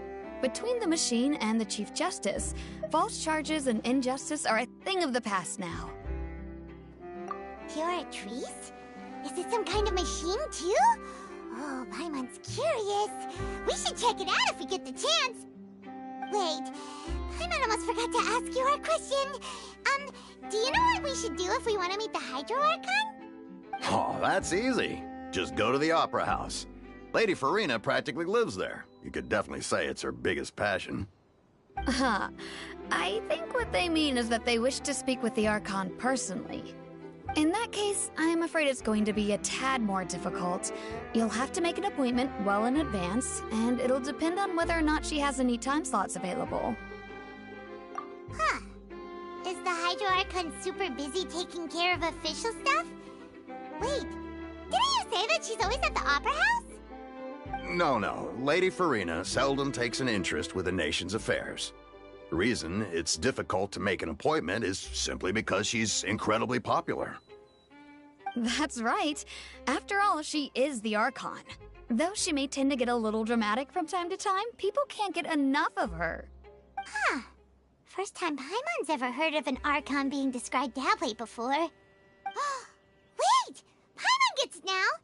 The Hydro Archon is kinda like a big celebrity here, right? Yeah, I suppose you could say that. Perhaps you could even say our mascot. Hang on. This is still Fontaine's Archon you're talking about. You should show some more respect. Yes, you're right. I guess I should at least try to be a little more respectful in front of visitors. Otherwise, I might get arrested and find myself face to face with Monsieur Neuvillette. Come on. Sure, there's a lot of laws here, but nobody's going to be arrested for saying something disrespectful about the Hydro Archon. Alright, I think we get it. Thank you! At least we now know that we can find the Hydro Archon at the Opera House. But who knows how long making an appointment will take? Guess we could have a look around the city in the meantime. Hey! What are you looking over there for? Huh. Maybe something's the matter. She isn't going to jump into the water, is she? Maybe we better go check on her.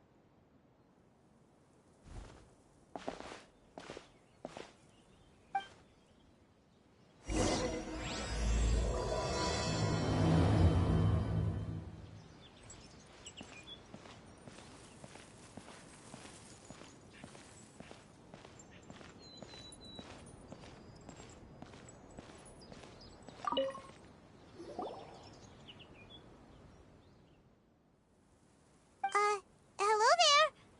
Excuse me. Are you all right? Huh? I'm fine. Thanks. Oh, Okay then. We just noticed that you seem to be worried about something. About many things, actually. But there's nothing I can do but just keep my troubles to myself.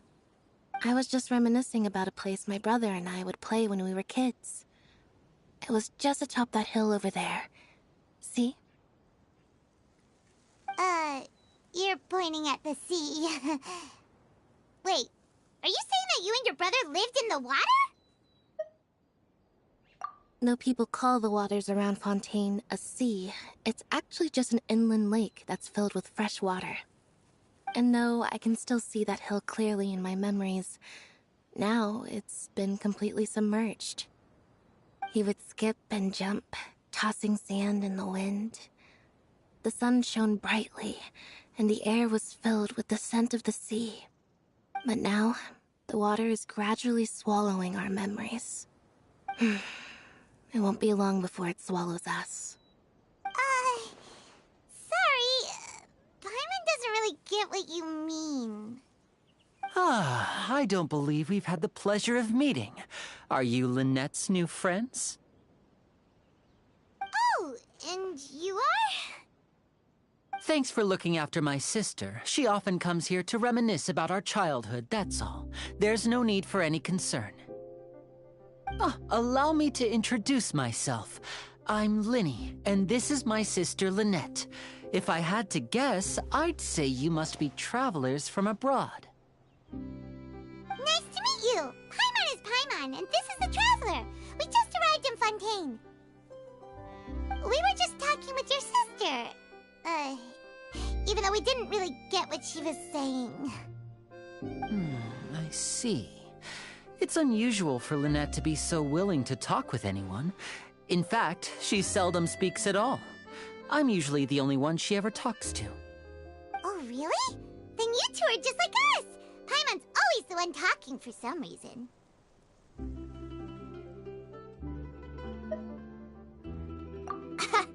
So that's how you think it is? I also think my brother can be too talkative at times. Seems you were right, Paimon. We are quite similar.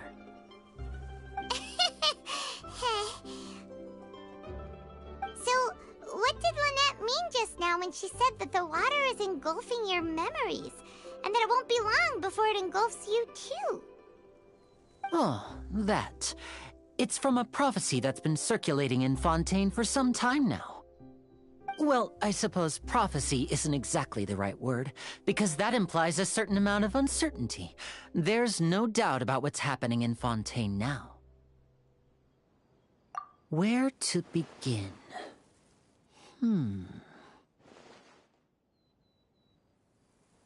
Let's put that question on hold for a moment. We still haven't formally greeted each other yet, have we? Did all the introductions earlier not count? Hello, Traveler.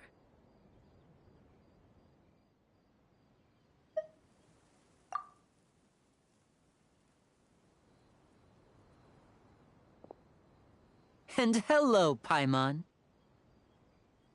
Hey! Why didn't Paimon get a handshake? You're not poking fun at Paimon, are you? Please, don't take offense. Just consider it a sort of etiquette we have here in Fontaine when making new friends. You should remember it. It might prove useful. Oh, all right then. Well, Paimon's just happy to have a local friend now. By the way, we were just getting ready to go to the Opera House to meet the Hydro Archon. Would you be able to show us the way? So you're going to see Lady Farina? No problem at all. In fact, I was planning to go to the Opera House later myself. I'll gladly take you once I finish things here. Please, follow me.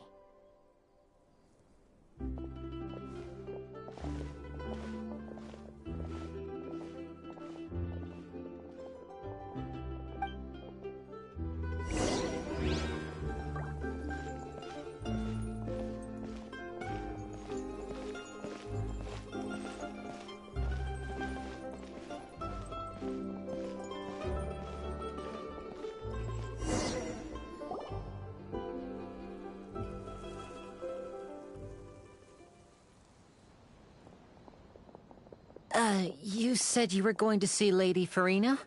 Well, it seems Lady Farina has come to see you.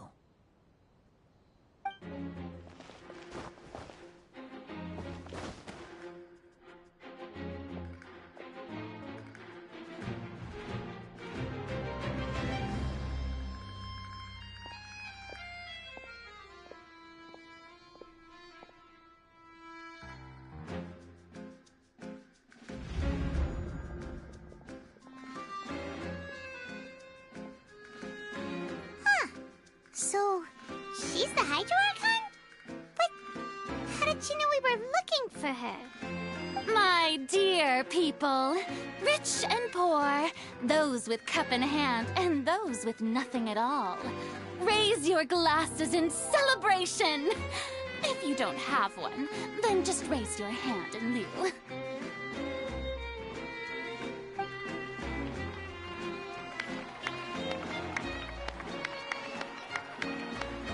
As you can all see, two unfamiliar travelers have arrived in our nation. Come, let us make a toast in honor of this traveler and her companion who have journeyed here from distant lands.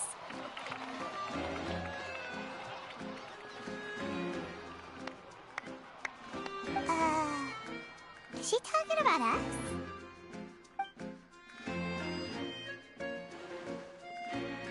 I've long heard of the turmoil and chaos you left in your wake as you visited other nations, but I welcome you nevertheless. No, I have come to receive you personally. Fear is for insignificant cowards. I am a god, and I will never entertain the notion of such meaningless wariness. You can be rest assured, I see clearly your sincerity. Of course, seeking an audience with me is the most sensible thing to do. It will allow you to truly behold my power and witness my authority. Intelligent people always gather under the correct banner. I, Focalor, hereby welcome you to the nation of Hydro and acknowledge the value and significance of your trip. Now, you may rejoice in this. Yeah, Paimon still can't believe it. Feels like we've only been here for a few minutes. But the Hydro Archon's entrance was, how should Paimon describe it? A little over the top? Miss Hydro Archon? How did you know we were coming? I see. As Outlanders, you inevitably lack even some of the most basic understanding. Don't forget that even the gods can be divided into the mediocre and the excellent. I suppose it's only natural for you to be awestruck by my abilities.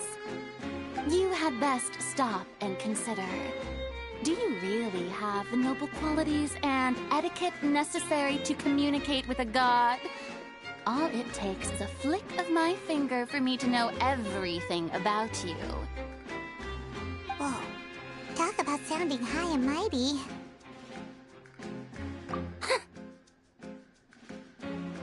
Oh?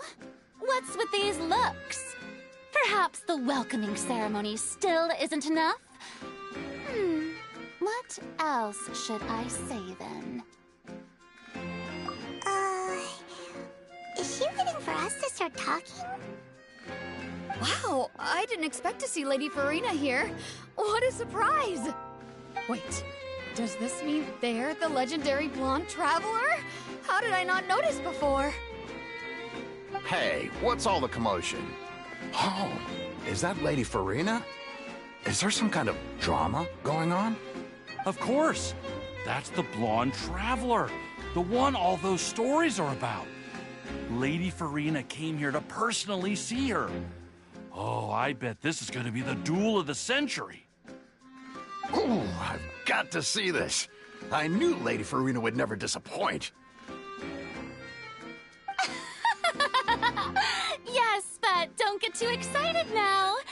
My dear believers and spectators alike tend to get quite rowdy, and despite the noise, I've come to tolerate all their ruckus. You may consider this my reward to all of you. I have determined that there will be an epic duel between myself and this traveler from another land, just as you were hoping to see. Now she wants to fight? Aren't we getting a little ahead of ourselves?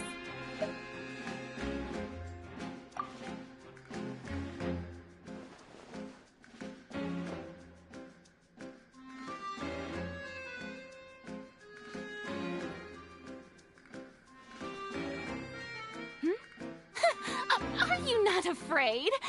Might I remind you that this is a duel against the divine? What are you trying to do, Traveler? Provoking a god in front of her people? Stand down, Clorend. I admire her bravery. Few have the courage to draw their sword against a god. She is obviously a true warrior. Unfortunately, people nowadays only crave to be thrilled, and a mere duel will not slake their thirst for excitement. Huh. Yeah, she's right. Just a duel wouldn't be all that interesting. On Araneus, criminals are always requesting duels to defend their honor. They're getting a bit old, to tell the truth. You see.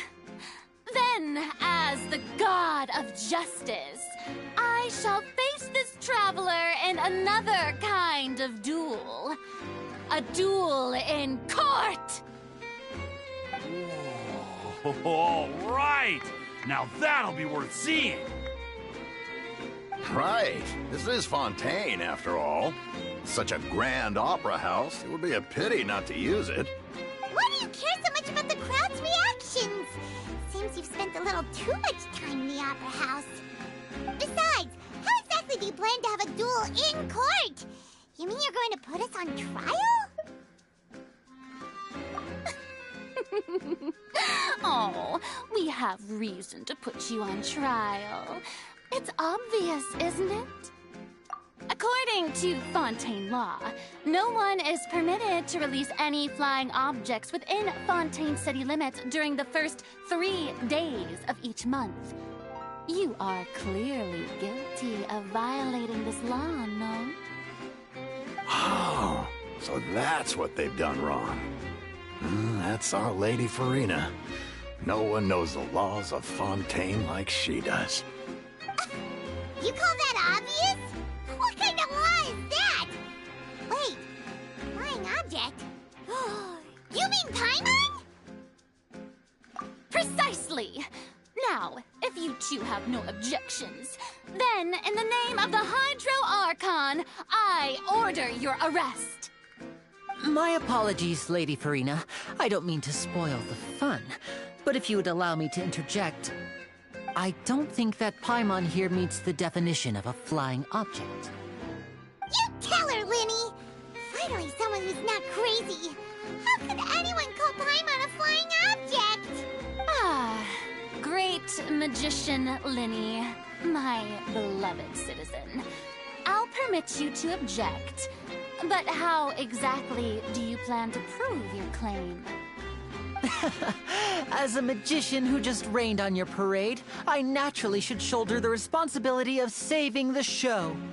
So, with such an audience gathered here, allow me to perform a trick for everyone.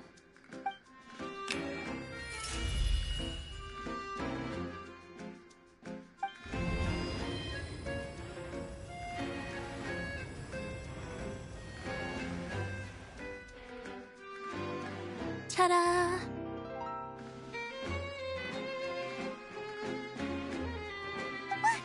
What's that on Paimon's back? Hey, when did Linny do that?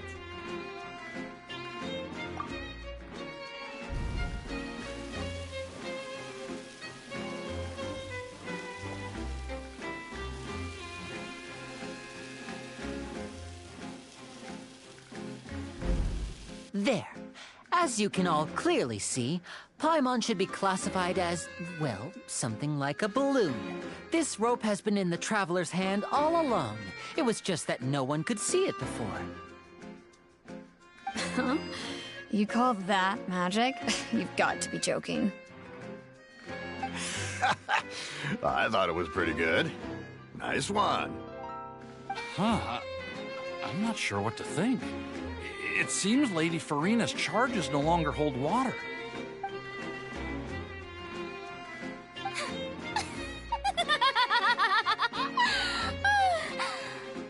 Amusing. Very amusing, Linny.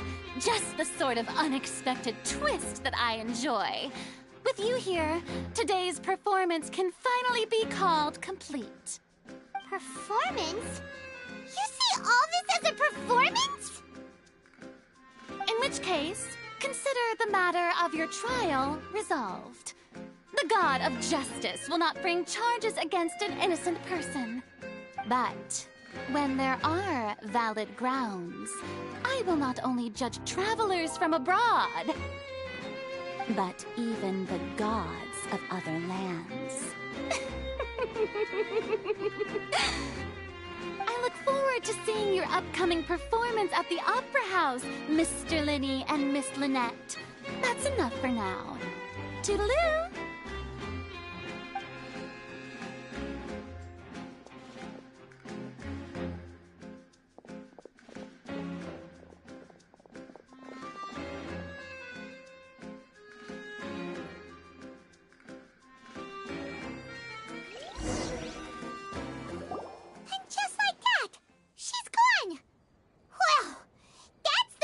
Unpredictable Archon Paimon's ever seen. We never even had a chance to ask her anything.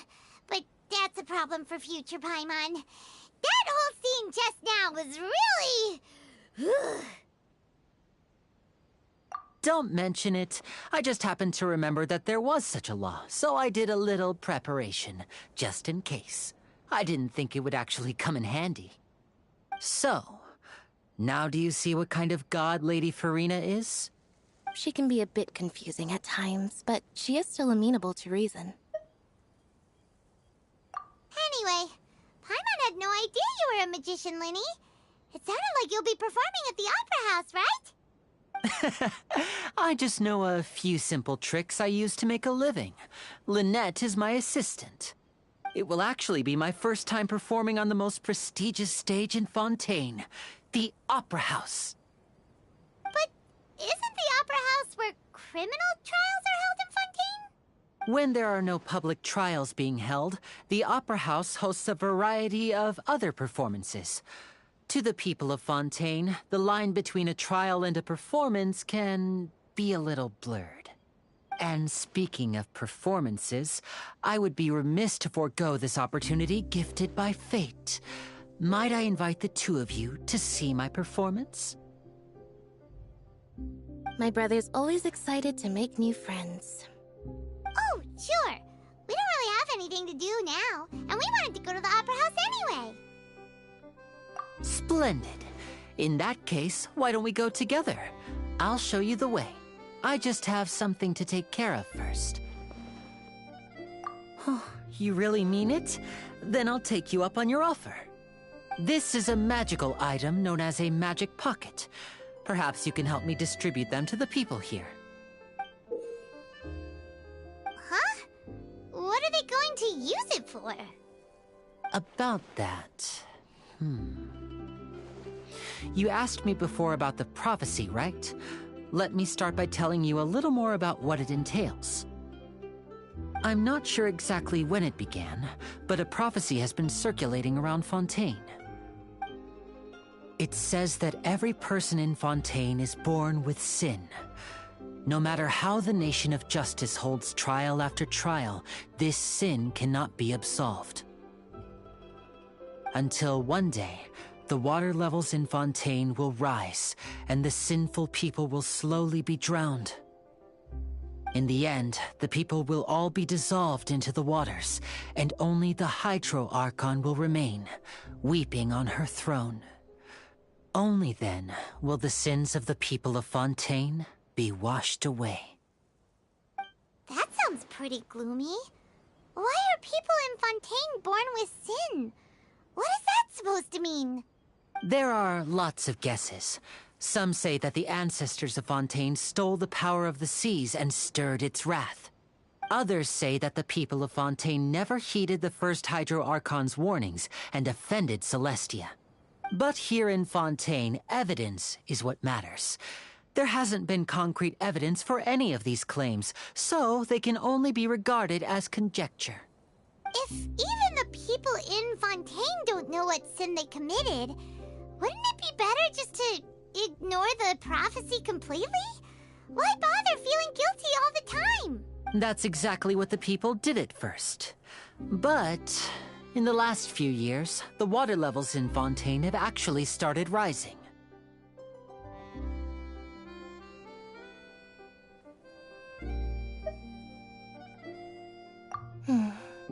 Many places have already been completely submerged, and now lie beneath the sea. Many people carry on with their lives as before and shrug it off as a natural phenomenon. But my family and I think that the people of Fontaine shouldn't ignore the possibility, which would end up sentencing them to death. We hope that at least the people who reside near the waterfront can move away before it's too late. So, we've started distributing magic pockets to them. As a magical item, these magic pockets have astonishing capacity. I'm sure they will come in handy when people are moving their belongings. Oh, Paimon gets it! It's like preparing for a rainy day! But this is more than a bit of rain. Perhaps only absolute power could ever contend with such a catastrophe. But who knows? We're just tiny specks in the grand scheme of things. Now, if you'd like to help, then please give these magic pockets to anyone nearby. Be sure to convince them to take it, regardless of what they say.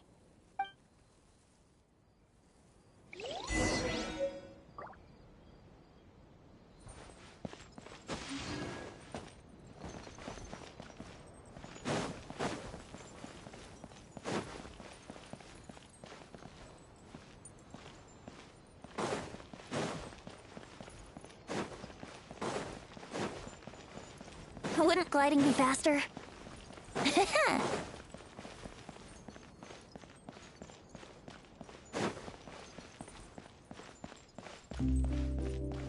Wouldn't gliding be faster?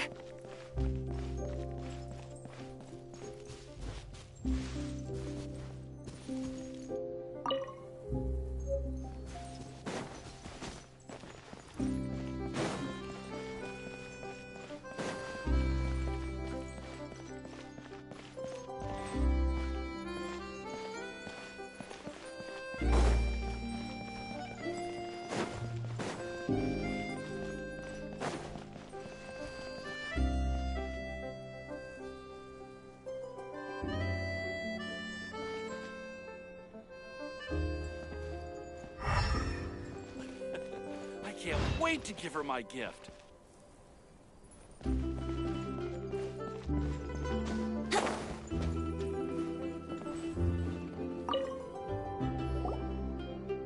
Huh?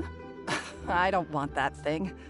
Way I see it, if the prophecy's true, it's still gonna be a long time before the water can cover everything. Life is all about living in the moment. What use is there in worrying about the future all the time? We'll cross that bridge when we get to it. You should still take it. You never know when it'll come in handy. Oh, all right, fine. Thanks. It's just that if I start moving, that means I've already given up on the life I have now. I'd really rather not.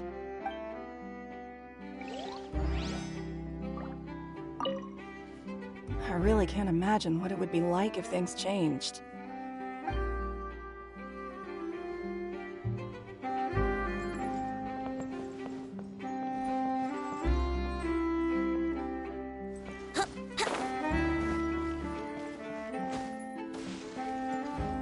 Brace yourselves.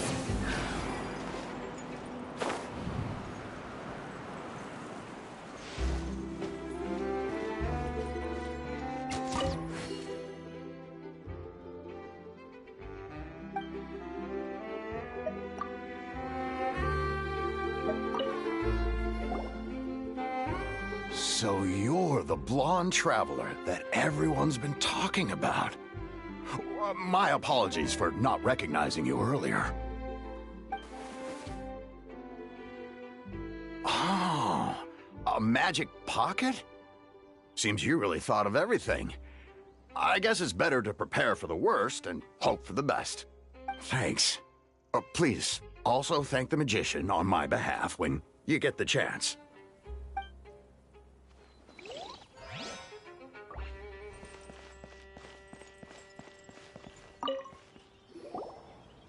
What's this?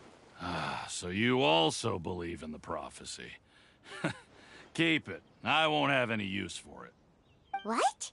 You mean you don't believe in the prophecy? No, I believe in the prophecy. But I also believe in another story. The story says that people once lived in the ocean. They were one with the ocean and couldn't live apart from it. But as time wore on, people desired to live on land and developed blood vessels, encapsulating the sea within their bodies. Thus could people set foot on land. So, if you ask me, when the water rises and takes us all, it'll be like we're going home. Oh, we hadn't heard that one before. But people can't live underwater. They'll die. You should probably still take it. All right, I'll take it. I guess I just feel that being dissolved into the water doesn't necessarily mean death.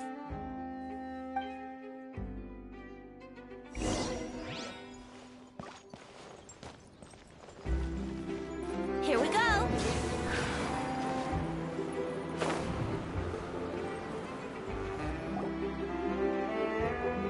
Oh, you already handed out all of the magic pockets? That was fast. So, what did people have to say? I bet you heard some, interesting opinions. Yes, but that will change once disaster strikes. I know they'll change their minds, so it's only right to help them prepare. Is there anything else you need to do before we leave? Yes, one last thing. I have the magic pockets made by a workshop in the court of Fontaine. Since we're out and about, I was thinking about bringing him some more materials. So, you want to collect materials? Just tell us what the materials look like and we'll help. Many hands make light work. Oh, that would be much appreciated. We'll need some Romaritime flowers. I remember seeing them near the waterfront on the east side of the harbor.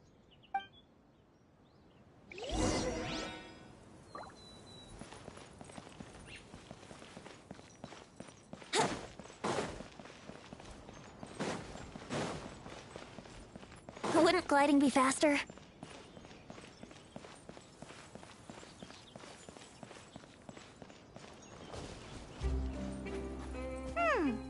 It seems we have to use Hydro to collect Romaritime flowers.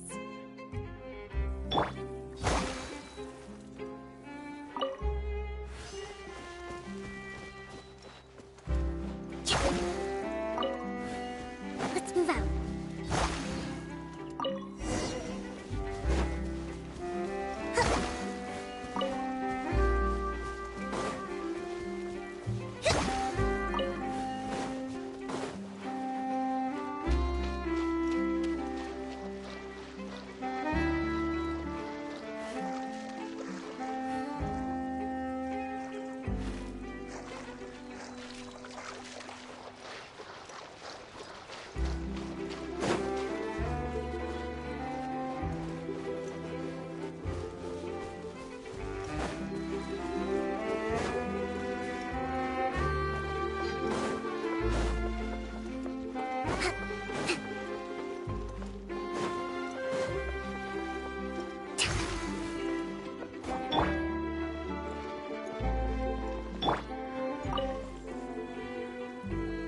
He made experienced traveler. I've also finished collecting a few here. Maybe next time you'll feel like helping too, Lynette. No way. I'm in power-saving mode today. Otherwise, I fear I may not have any energy left for the performance at the Opera House. Fine. Though the performance is still a long way off. Now that we're finished here, we should get ready to head back to the Court of Fontaine.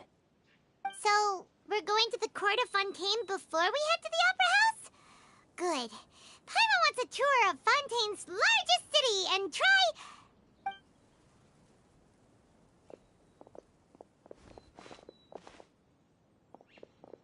Wait, shh.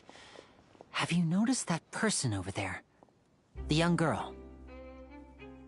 Huh? What's wrong with her? Paimon didn't notice anything. She's obviously a thief.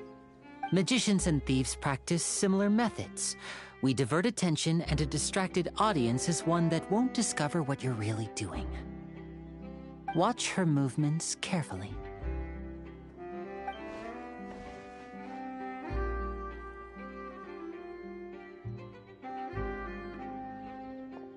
Oh, he's right! Shh, keep your voice down. We need to think of a way to catch her, but it seems she's very alert. Perhaps we should split up. You two can ride the lift over there and wait up top. I bet that'll be her escape route if she tries to run. All right, let's go.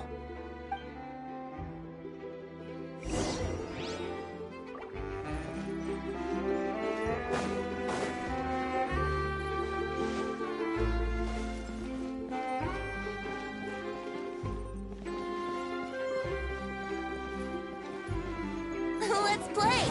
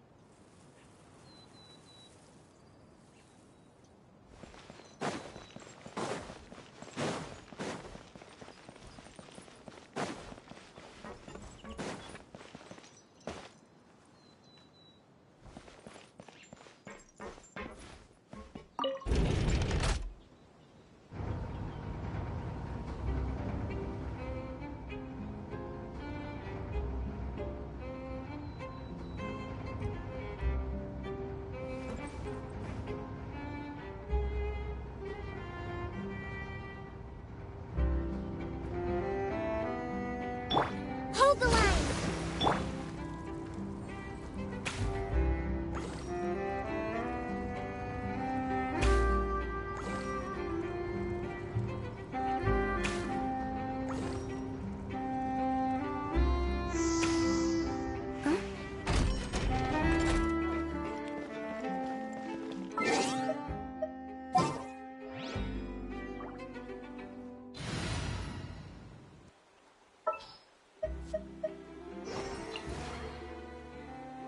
There's still a long road ahead.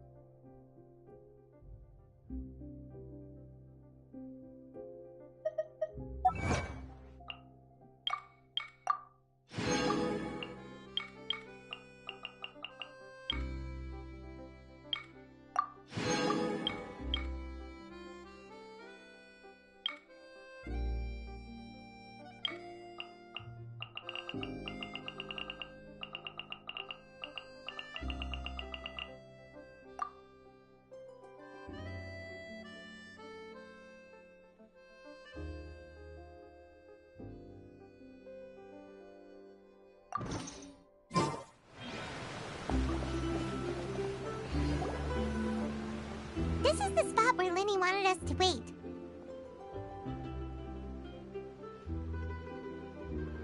Oh, look! Isn't that her?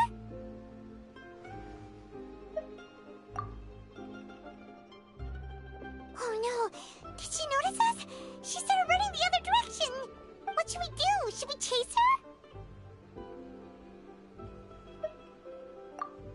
You're right. She might also be trying to lure us away.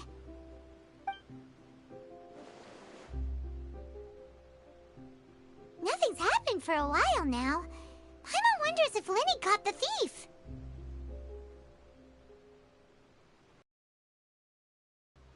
Yeah, let's go.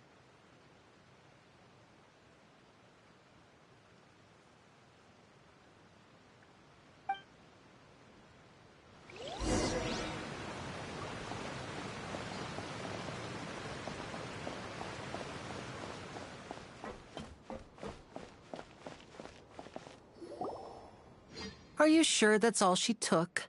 You should check to make sure you're not missing anything else. No, that was all. Oh, I can't thank you enough. I didn't notice a thing earlier. Anyway, I should be going now. Thanks again. Oh, were you returning what the thief had stolen? That's right. Pity I wasn't able to catch her. She distracted me by dropping the thing she stole on the ground. By the time I looked back, she was already gone. I saw the general direction she went, but Linny twisted his ankle, and I needed to make sure he was okay. Oh, did you get hurt, Linny? I'll be all right. It's just a twisted ankle, that's all. In fact, it's feeling better already. If you want to play at being a hero, at least try not to get hurt doing it. Imagine what would happen if you managed to derail our performance as a result. You're right. Sorry, Lynette. I have to admit that the thief was even more skilled than I had anticipated. But at least we were able to get the stolen items back, so it wasn't a complete failure. What a slippery little thief! Guess things turned out alright in the end, though. Lenny's initiative paid off! Alright, let's put this little detour behind us. We should go to the Court of Fontaine now.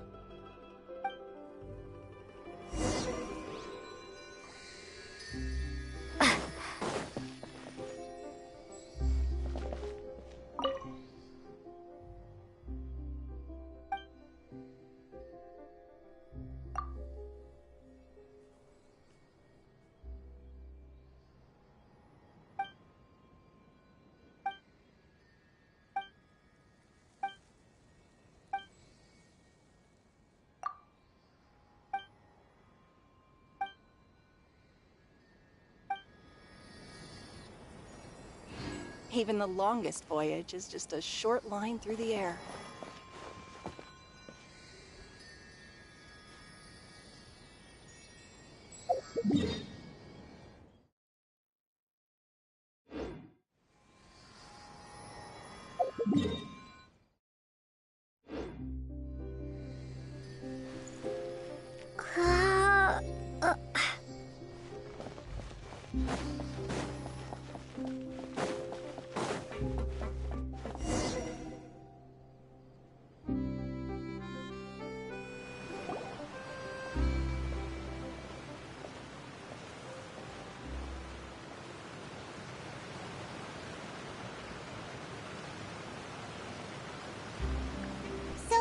We ride this thing to go into the city? What an ingenious way to get around! People in Fontaine really know how to use water! This is an aquabus. It allows people to travel between several key locations around Fontaine. It's pretty convenient, but the ride can become a little dull after a while. The scenery is always the same. That's why it's better to travel with friends. So you mean it's still boring even when I'm riding with you? No, that's not what I meant. It's just that, well, you don't really talk that much. Besides, it doesn't really feel like a real trip when it's just the two of us. It's the same as being at home. Whatever. Guess that's what it's like to be an older brother. It's about time for us to leave. Let's get on board.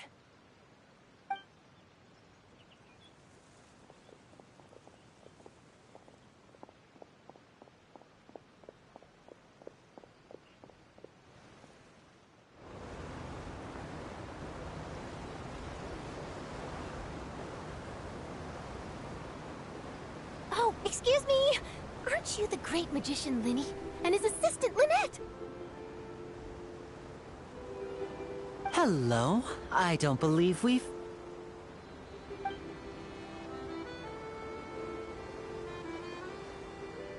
I'm Charlotte, a reporter for the Steambird.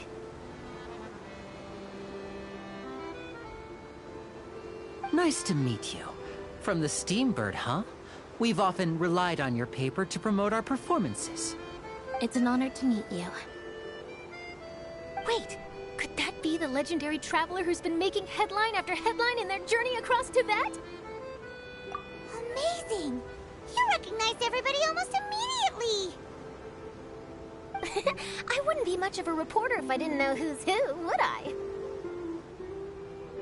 Wow, today must be my day! Who knew I would end up on the same boat as so many VIPs? Could my vision finally be showing me some favor?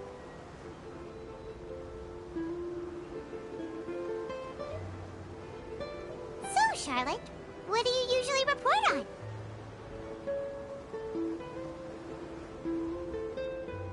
Well, when there isn't any breaking news, I mainly cover the trials at the Opera House.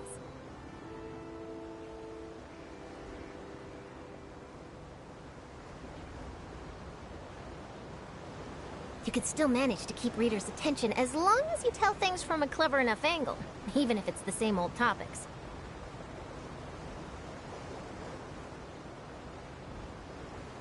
For example, reporting on how a scammer once deceived vulnerable girls into relationships, or how a financial criminal was once so poor that they ate a single piece of bread for 5 days. That's fine and all, but what I'm really after is exclusive, sensational news pieces that could shake the country. These smaller stories are a waste of my talents. Oh, I just remembered. I've been following a case lately. Well, a series of cases, actually. You mean the serial disappearances of young women case? That's right!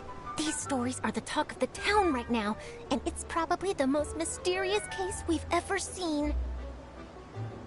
If I'm the first with a draft ready to publish when the case is finally cracked, and it's the headline story in the Steambird, oh, when that happens, I bet all the other reporters will shed tears of envy. I've already gathered all kinds of materials. I just can't wait for the truth to be revealed. So, what is the serial disappearances of young women case? You mean the culprit hasn't been found? That's right. The first missing girl case happened almost 20 years ago. And ever since, after a period of time, another girl disappears. What the cases have in common is that the girls are all of a similar age, and that they've all vanished without a trace. But the scariest part is that to this day, none of the girls have ever been found.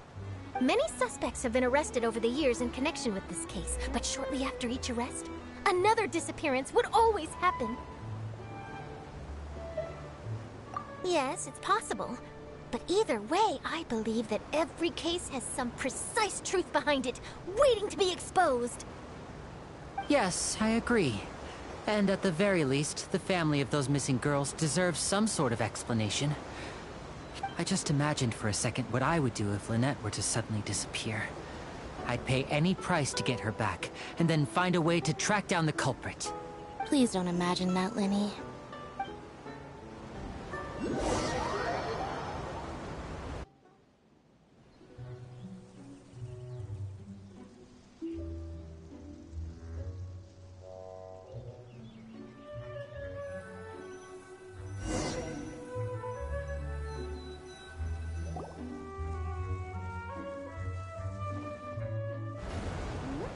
Hey, we're almost there! Look!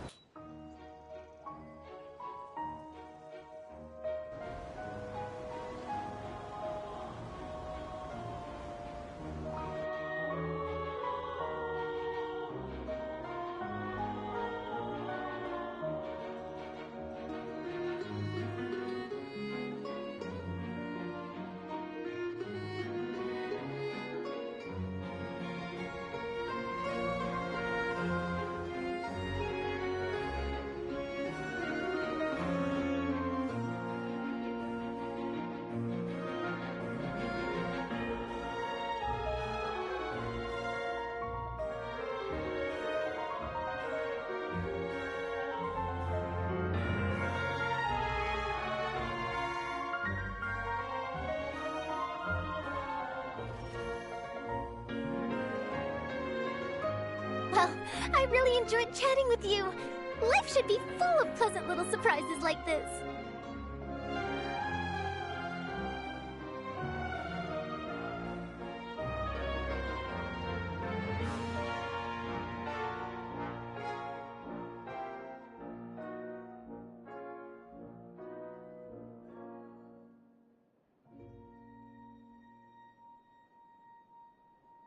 Yeah, us as well. The ride went by too quickly.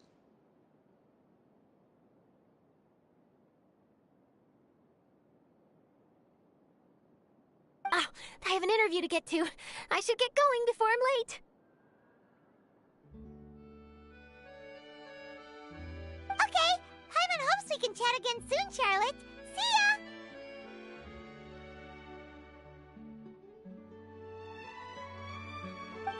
Bye now. Oh, be sure to stop by and see me at the Steambird when you have time.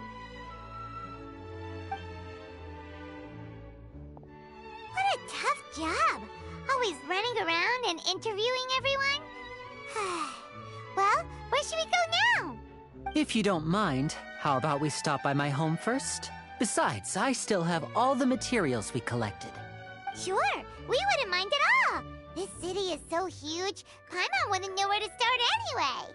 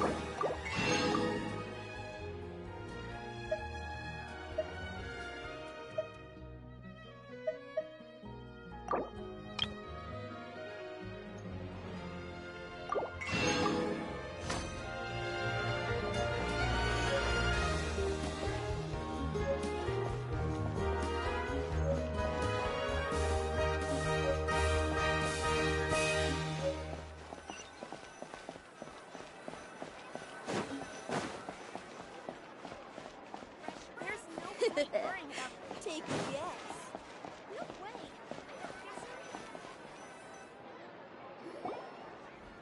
This is our current abode. Ah, Fremine, you're home. Where did everyone else go? I have some new friends that I would like to introduce. Oh, they all just went out a moment ago. I see. Everyone is getting busier now that Father will be returning soon. I suppose that can't be helped. Allow me to introduce you to my little brother, Fremine. He is a phenomenal diver. Hello. Nice to meet you. Paimon is Paimon, and this is the Traveler. Oh, you sound very proud to have a diver as a brother, Linny. Linny, could you come here for a moment? What is it, Fremine? Do you have something to tell me?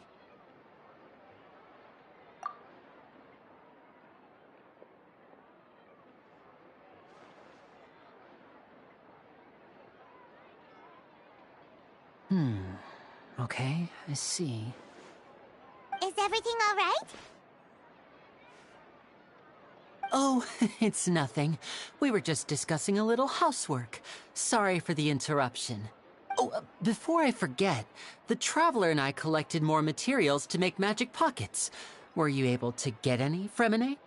Yes, I went diving and gathered lots of materials. I was about to give them to you. That's our Fremine, always quick with the underwater work. All right, I'll take these to the workshop.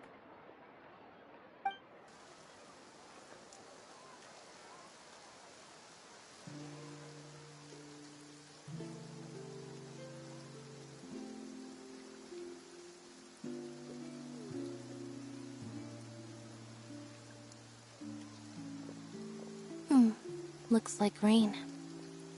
Oh, you're right. But wasn't it clear and sunny just a moment ago? Fontaine's weather sure is weird. I'm afraid that's just how it is here. It often rains on days where there are trials being held in the Opera House, but don't worry, it'll clear up soon enough. What's wrong, Fremine? There's a legend about the rain that I tend to believe. It's said that a dragon of water once resided in Fontaine. Though we don't know where the dragon went, every time it weeps, the skies will cloud up and pour out rain. When I was a child, my mother told me that if I wanted to go outside and play, I should yell toward the sky at the top of my lungs. Hydro Dragon! Hydro Dragon! Don't cry!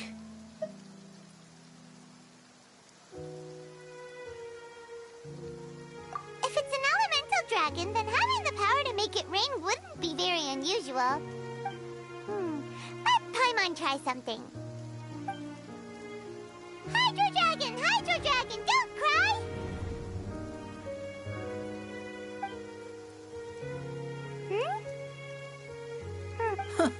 Doesn't seem to be of any use. It is just a legend after all. You know, you might be a more popular magician if you understood the concept of romanticism. Or could at least play along. Sorry. It might be because we've never met the Hydro Dragon. Perhaps it can't be comforted by the words of strangers.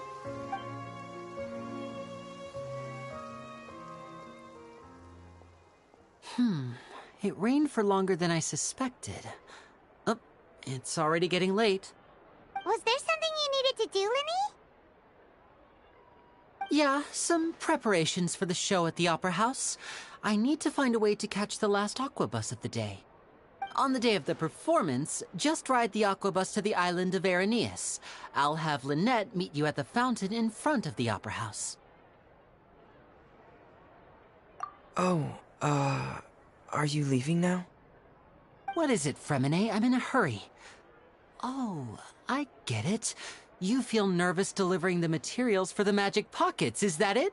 Perhaps we could trouble the Traveler to help us take these materials to the Beaumont workshop and deliver them to the owner there?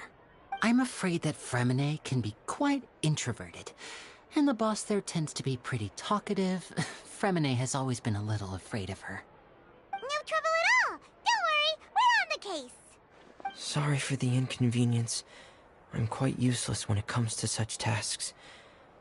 I'll think of a way to make it up to you. Oh, no need, no need. This will be a walk in the park for us.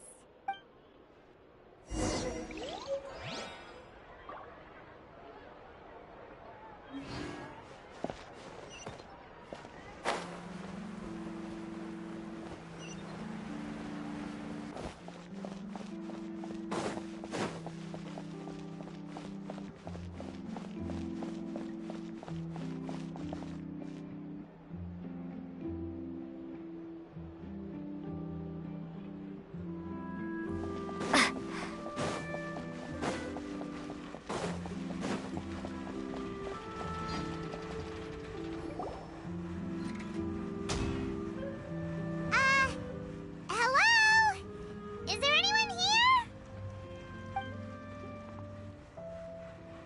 Oh, hello there. New customers?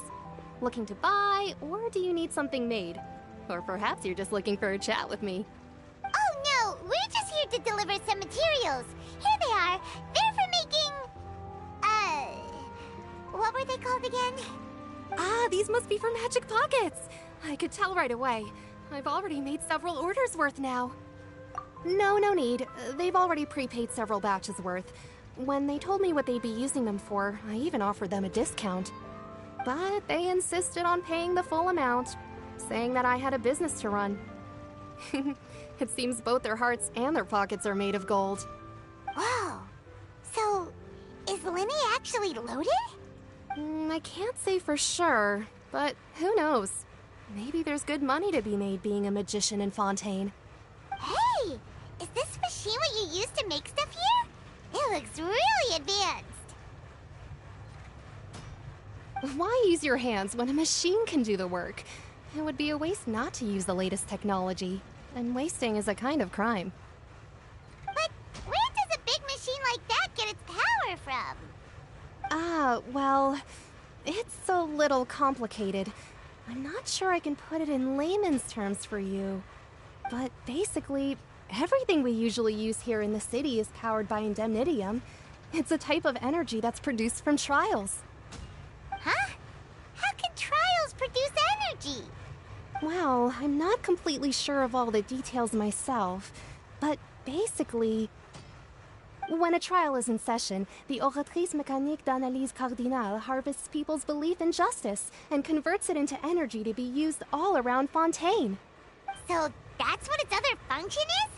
Paimon heard that the Oratrice was created by the Archon to make judgments. But Paimon still doesn't get it.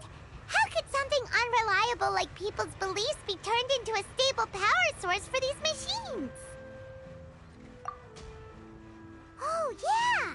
So that means the Hydro Archon relies on the machine to take the energy created by belief and turn it into power for all of Fontaine, right? Even though I've never heard anyone really put it that way before, it sounds like it makes sense.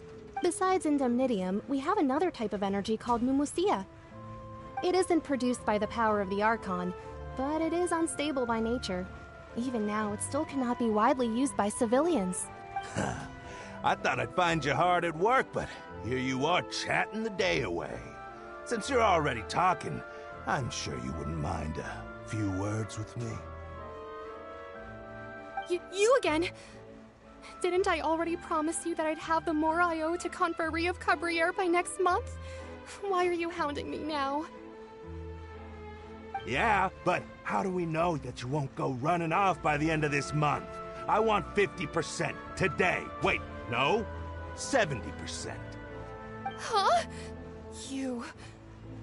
Seems business isn't so great for the workshop. We've already finished our job and delivered the materials. Maybe now's a good time to leave? Hey, hold on! Before you go around trying to collect payments, why don't you settle your own debts first? If Confrérie of Cabriere wants to poach clients from Northland Bank, that's fine. But I'm afraid you still owe the bank a hefty sum of mora. So why don't we work things out between us first, before you get back to your little conversation here? You're from Northland Bank. But we said we'll pay everything we owe next month. Why are you hounding me now? Traveler, Paimon! I didn't think I'd run into you here in Fontaine. What are the chances? We're surprised to see you too! What are you doing here in Fontaine? You didn't want to stay in Snezhnaya? Long story short, I've already been in Fontaine for some time now, and honestly, things have been pretty boring. But it seems that fate brought our paths together today. Not only will I have some good friends here now, but ones who always seem to find trouble. Either way you look at it, it seems things are going to get a lot more interesting now. Pretty sure we'd want to avoid anything that you'd find interesting. Besides, our trip here has gone pretty well so far. Right, Traveler? Hey, you, Northland Bank boy.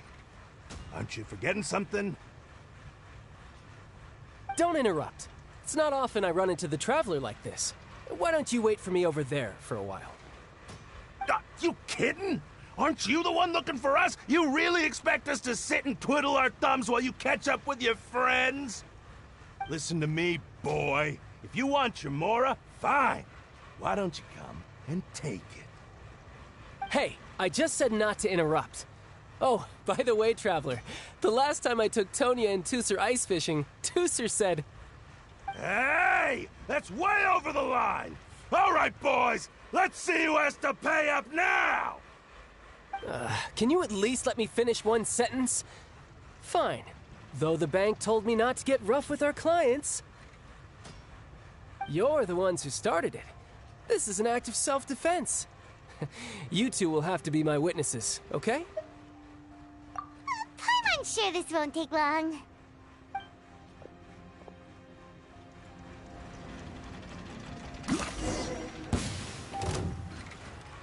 You're mine. Shouldn't let your guard down.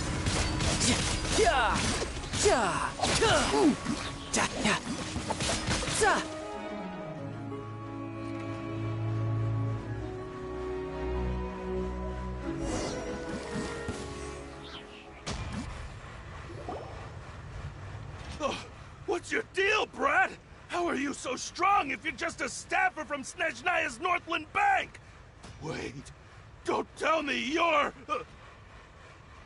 Oh, now you notice. It's a little late, don't you think? Just make sure you understand that you don't mess with Northland Bank. Got it?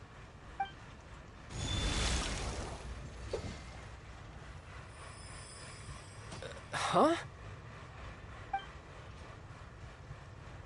Now's my chance!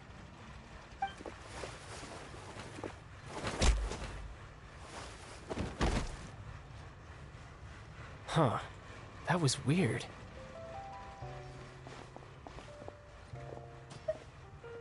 I'm not sure. It's as if I suddenly lost control of my hydro powers when I needed them. Maybe there's something wrong with my vision? Strange. How could that happen? First time Paimon's ever heard of someone losing control of their vision. Never mind. It doesn't matter. If I want to stay sharp, I shouldn't be relying too much on my vision anyway.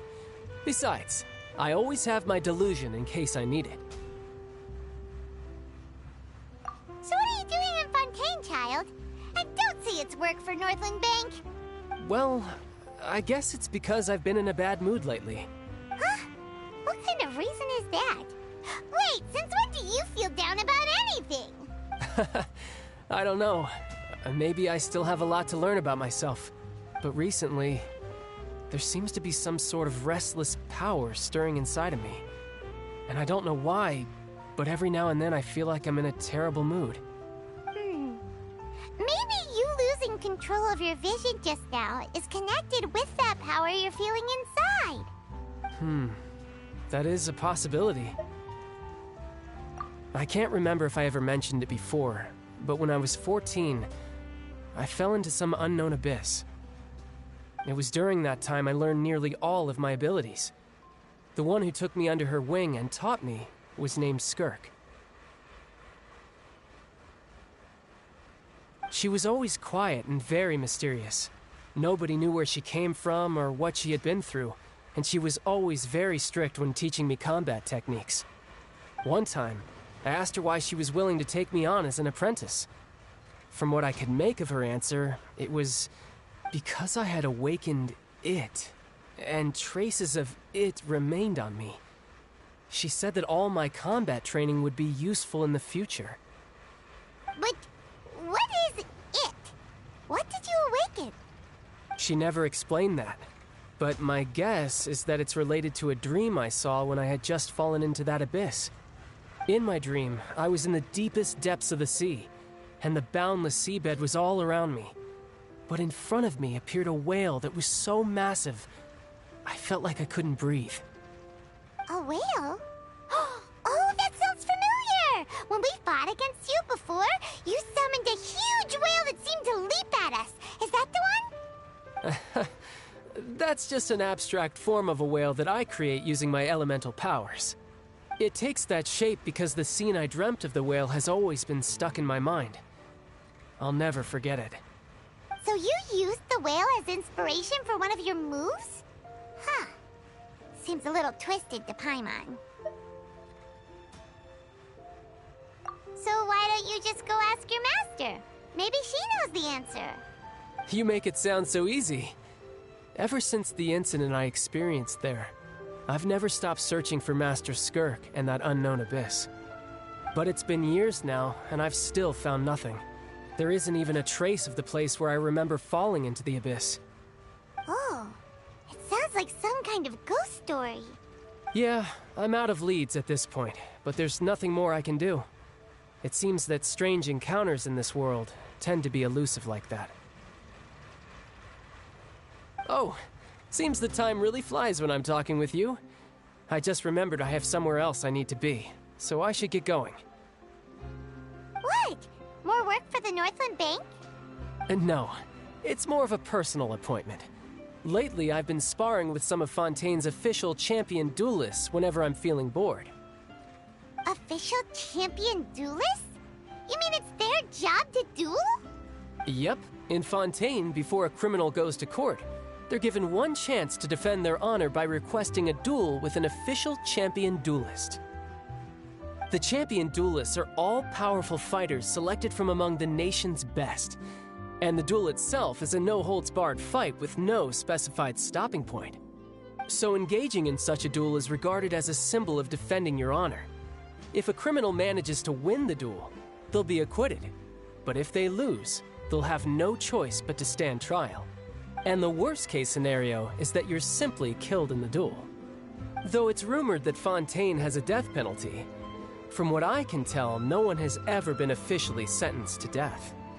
So really, the only people who opt to duel are those who have suffered a grave injustice in being accused, or those who greatly value their honor. Otherwise, why gamble with your life? So, do many people actually get out of their trials by winning the duel? Apparently, it's exceedingly rare for anyone to actually win. Fontaine probably enacted this system as a way to show that the nation respects the honor of its citizens. Besides, none of the champion duelists are to be trifled with, which is exactly why I was itching to face them as soon as I got to Fontaine. Apparently, the one I'm meeting today, Clorinde, is the strongest of the champion duelists. I had been asking her for some time before she finally agreed to face me today. Well, that's child for ya. Paimon feels like we heard that name somewhere before. Clorinde. Huh. Oh, before I forget, I want you to have this. Huh? Your vision? You're seriously just giving it away? I'm just worried that it could become uncontrollable again.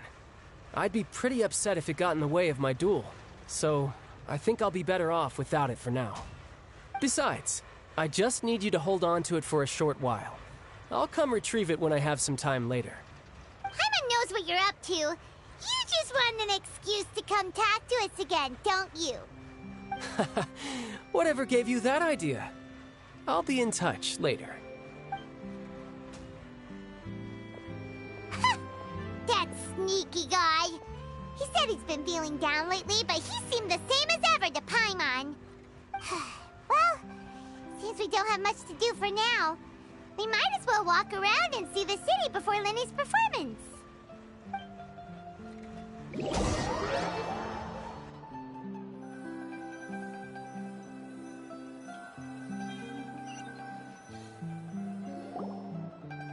Wow!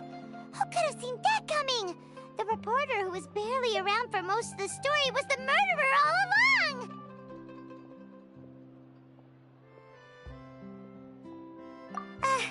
Sorry. Paimon was just surprised, that's all. Whew. Paimon never saw that twist coming. The murder mystery novels here are amazing!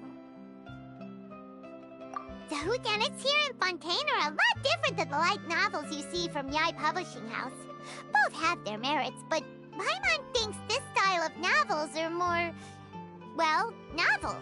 It's so exciting to reach the moment when the mystery is uncovered, especially in the one Paimon was just reading. You should buy a copy and read it too. Oh, sorry about that. Paimon will be more careful next time. Hey, shouldn't we be heading to the Opera House to see Linny's performance soon? It's almost time for the show to start, so we should get going.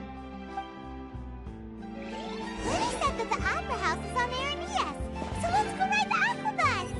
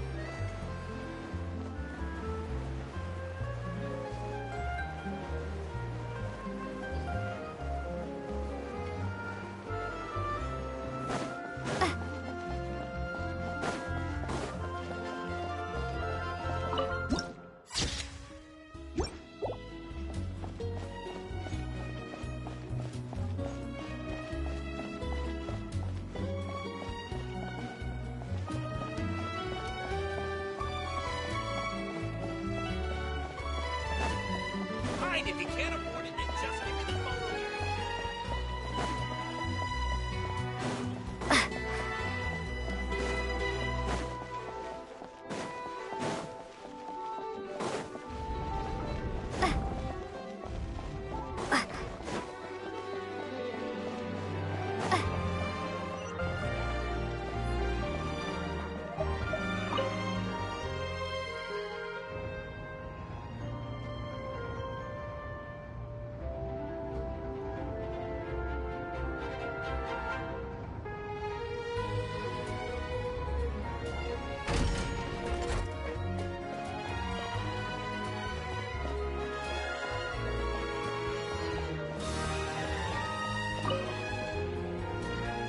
Welcome to the court of Fontaine. Please watch your step.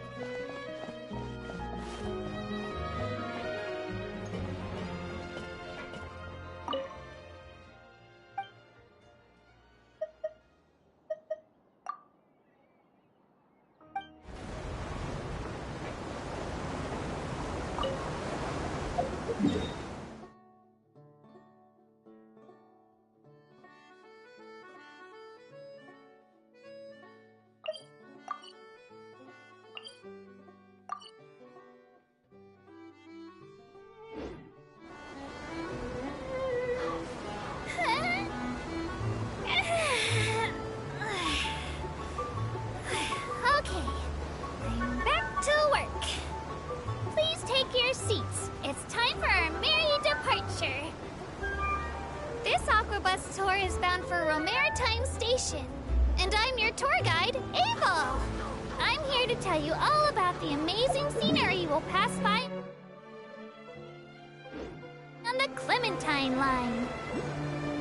Even though I'm not an expert tour guide, when it comes to interesting stories and important places in Fontaine, I definitely know a thing or two. I hope that my commentary will give you a newfound appreciation for this nation, and that you'll be inspired to visit every corner of Fontaine, just like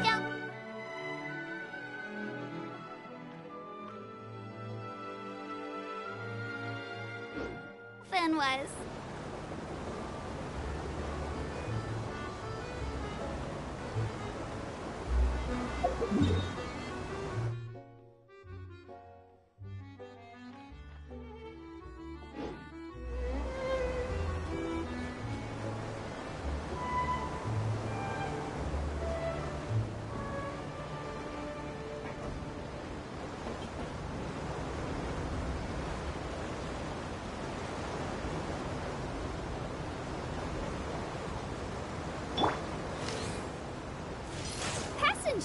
If you look into the distance, you'll see Elinas, large as a mountain. The hometown of us Melusines, Pharisee Village, is right over there. There's a story about our hometown that I really liked growing up. The legends say that long ago, Elinas came to Fontaine and asked the people, "Is there anything I can do?" At the time, we Melusines were super tiny, and our hands were even smaller. And we were so sad that we couldn't build houses like everyone else. So the people said in unison, "Then why don't you become the home of the Melusines?" And thus Elinas just rolled over right there and poof! It's been a few hundred years since then. When you think about it, everyone in Fontaine and Elinas really is gentle and kind.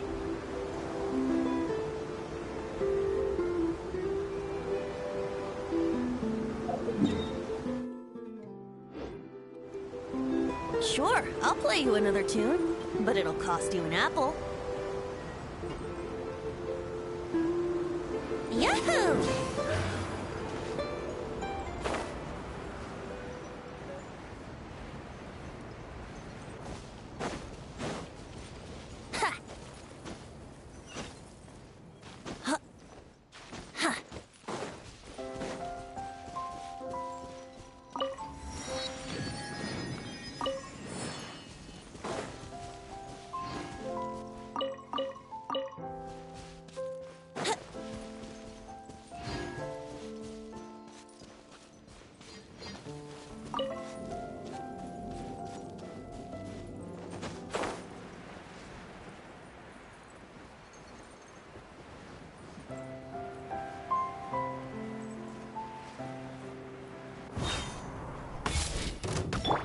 crumble! Allow me! Brace yourselves! Yeah!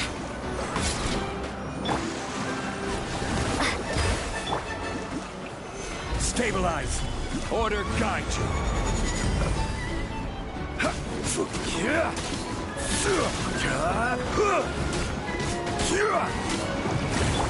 Think you can get away? Solidify!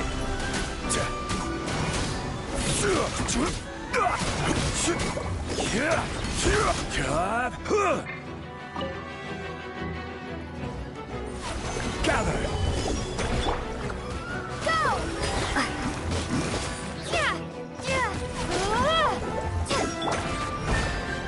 Rest and rebuild!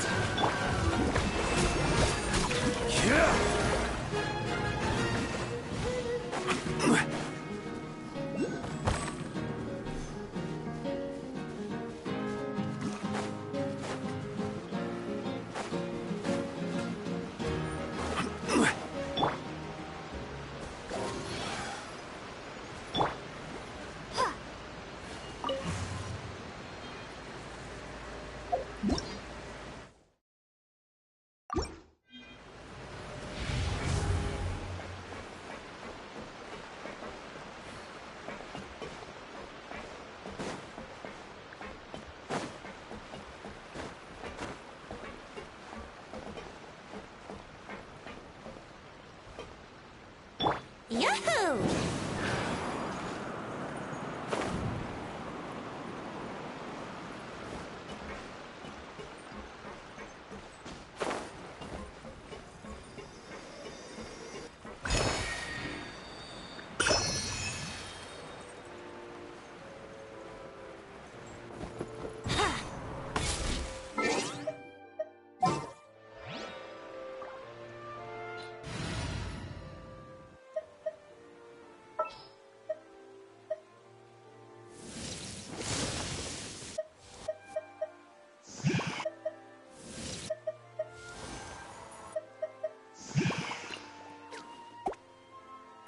Is it time for me to...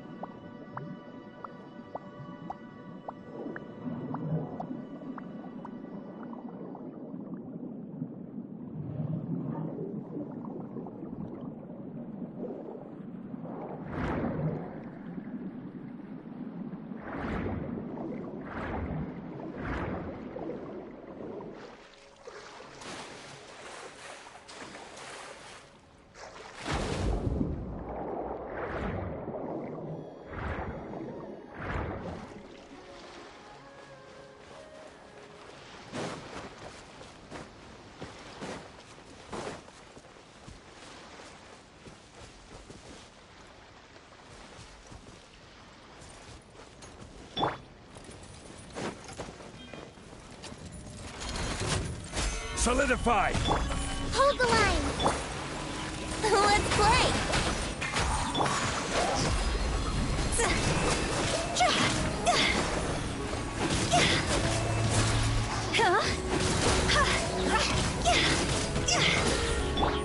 Rise!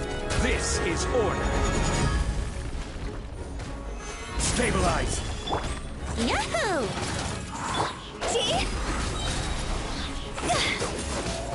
Draw's over!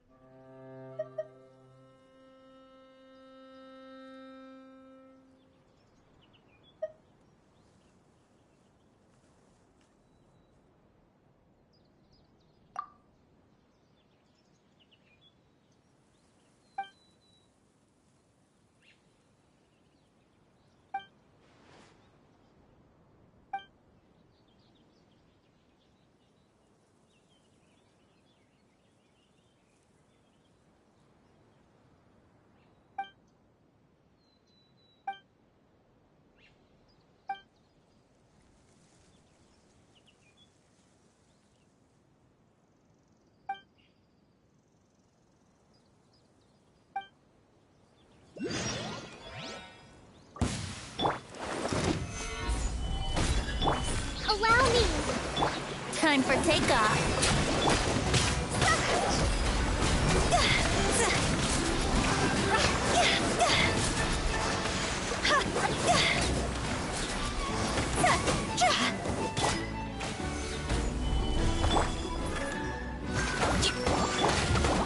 Let's play!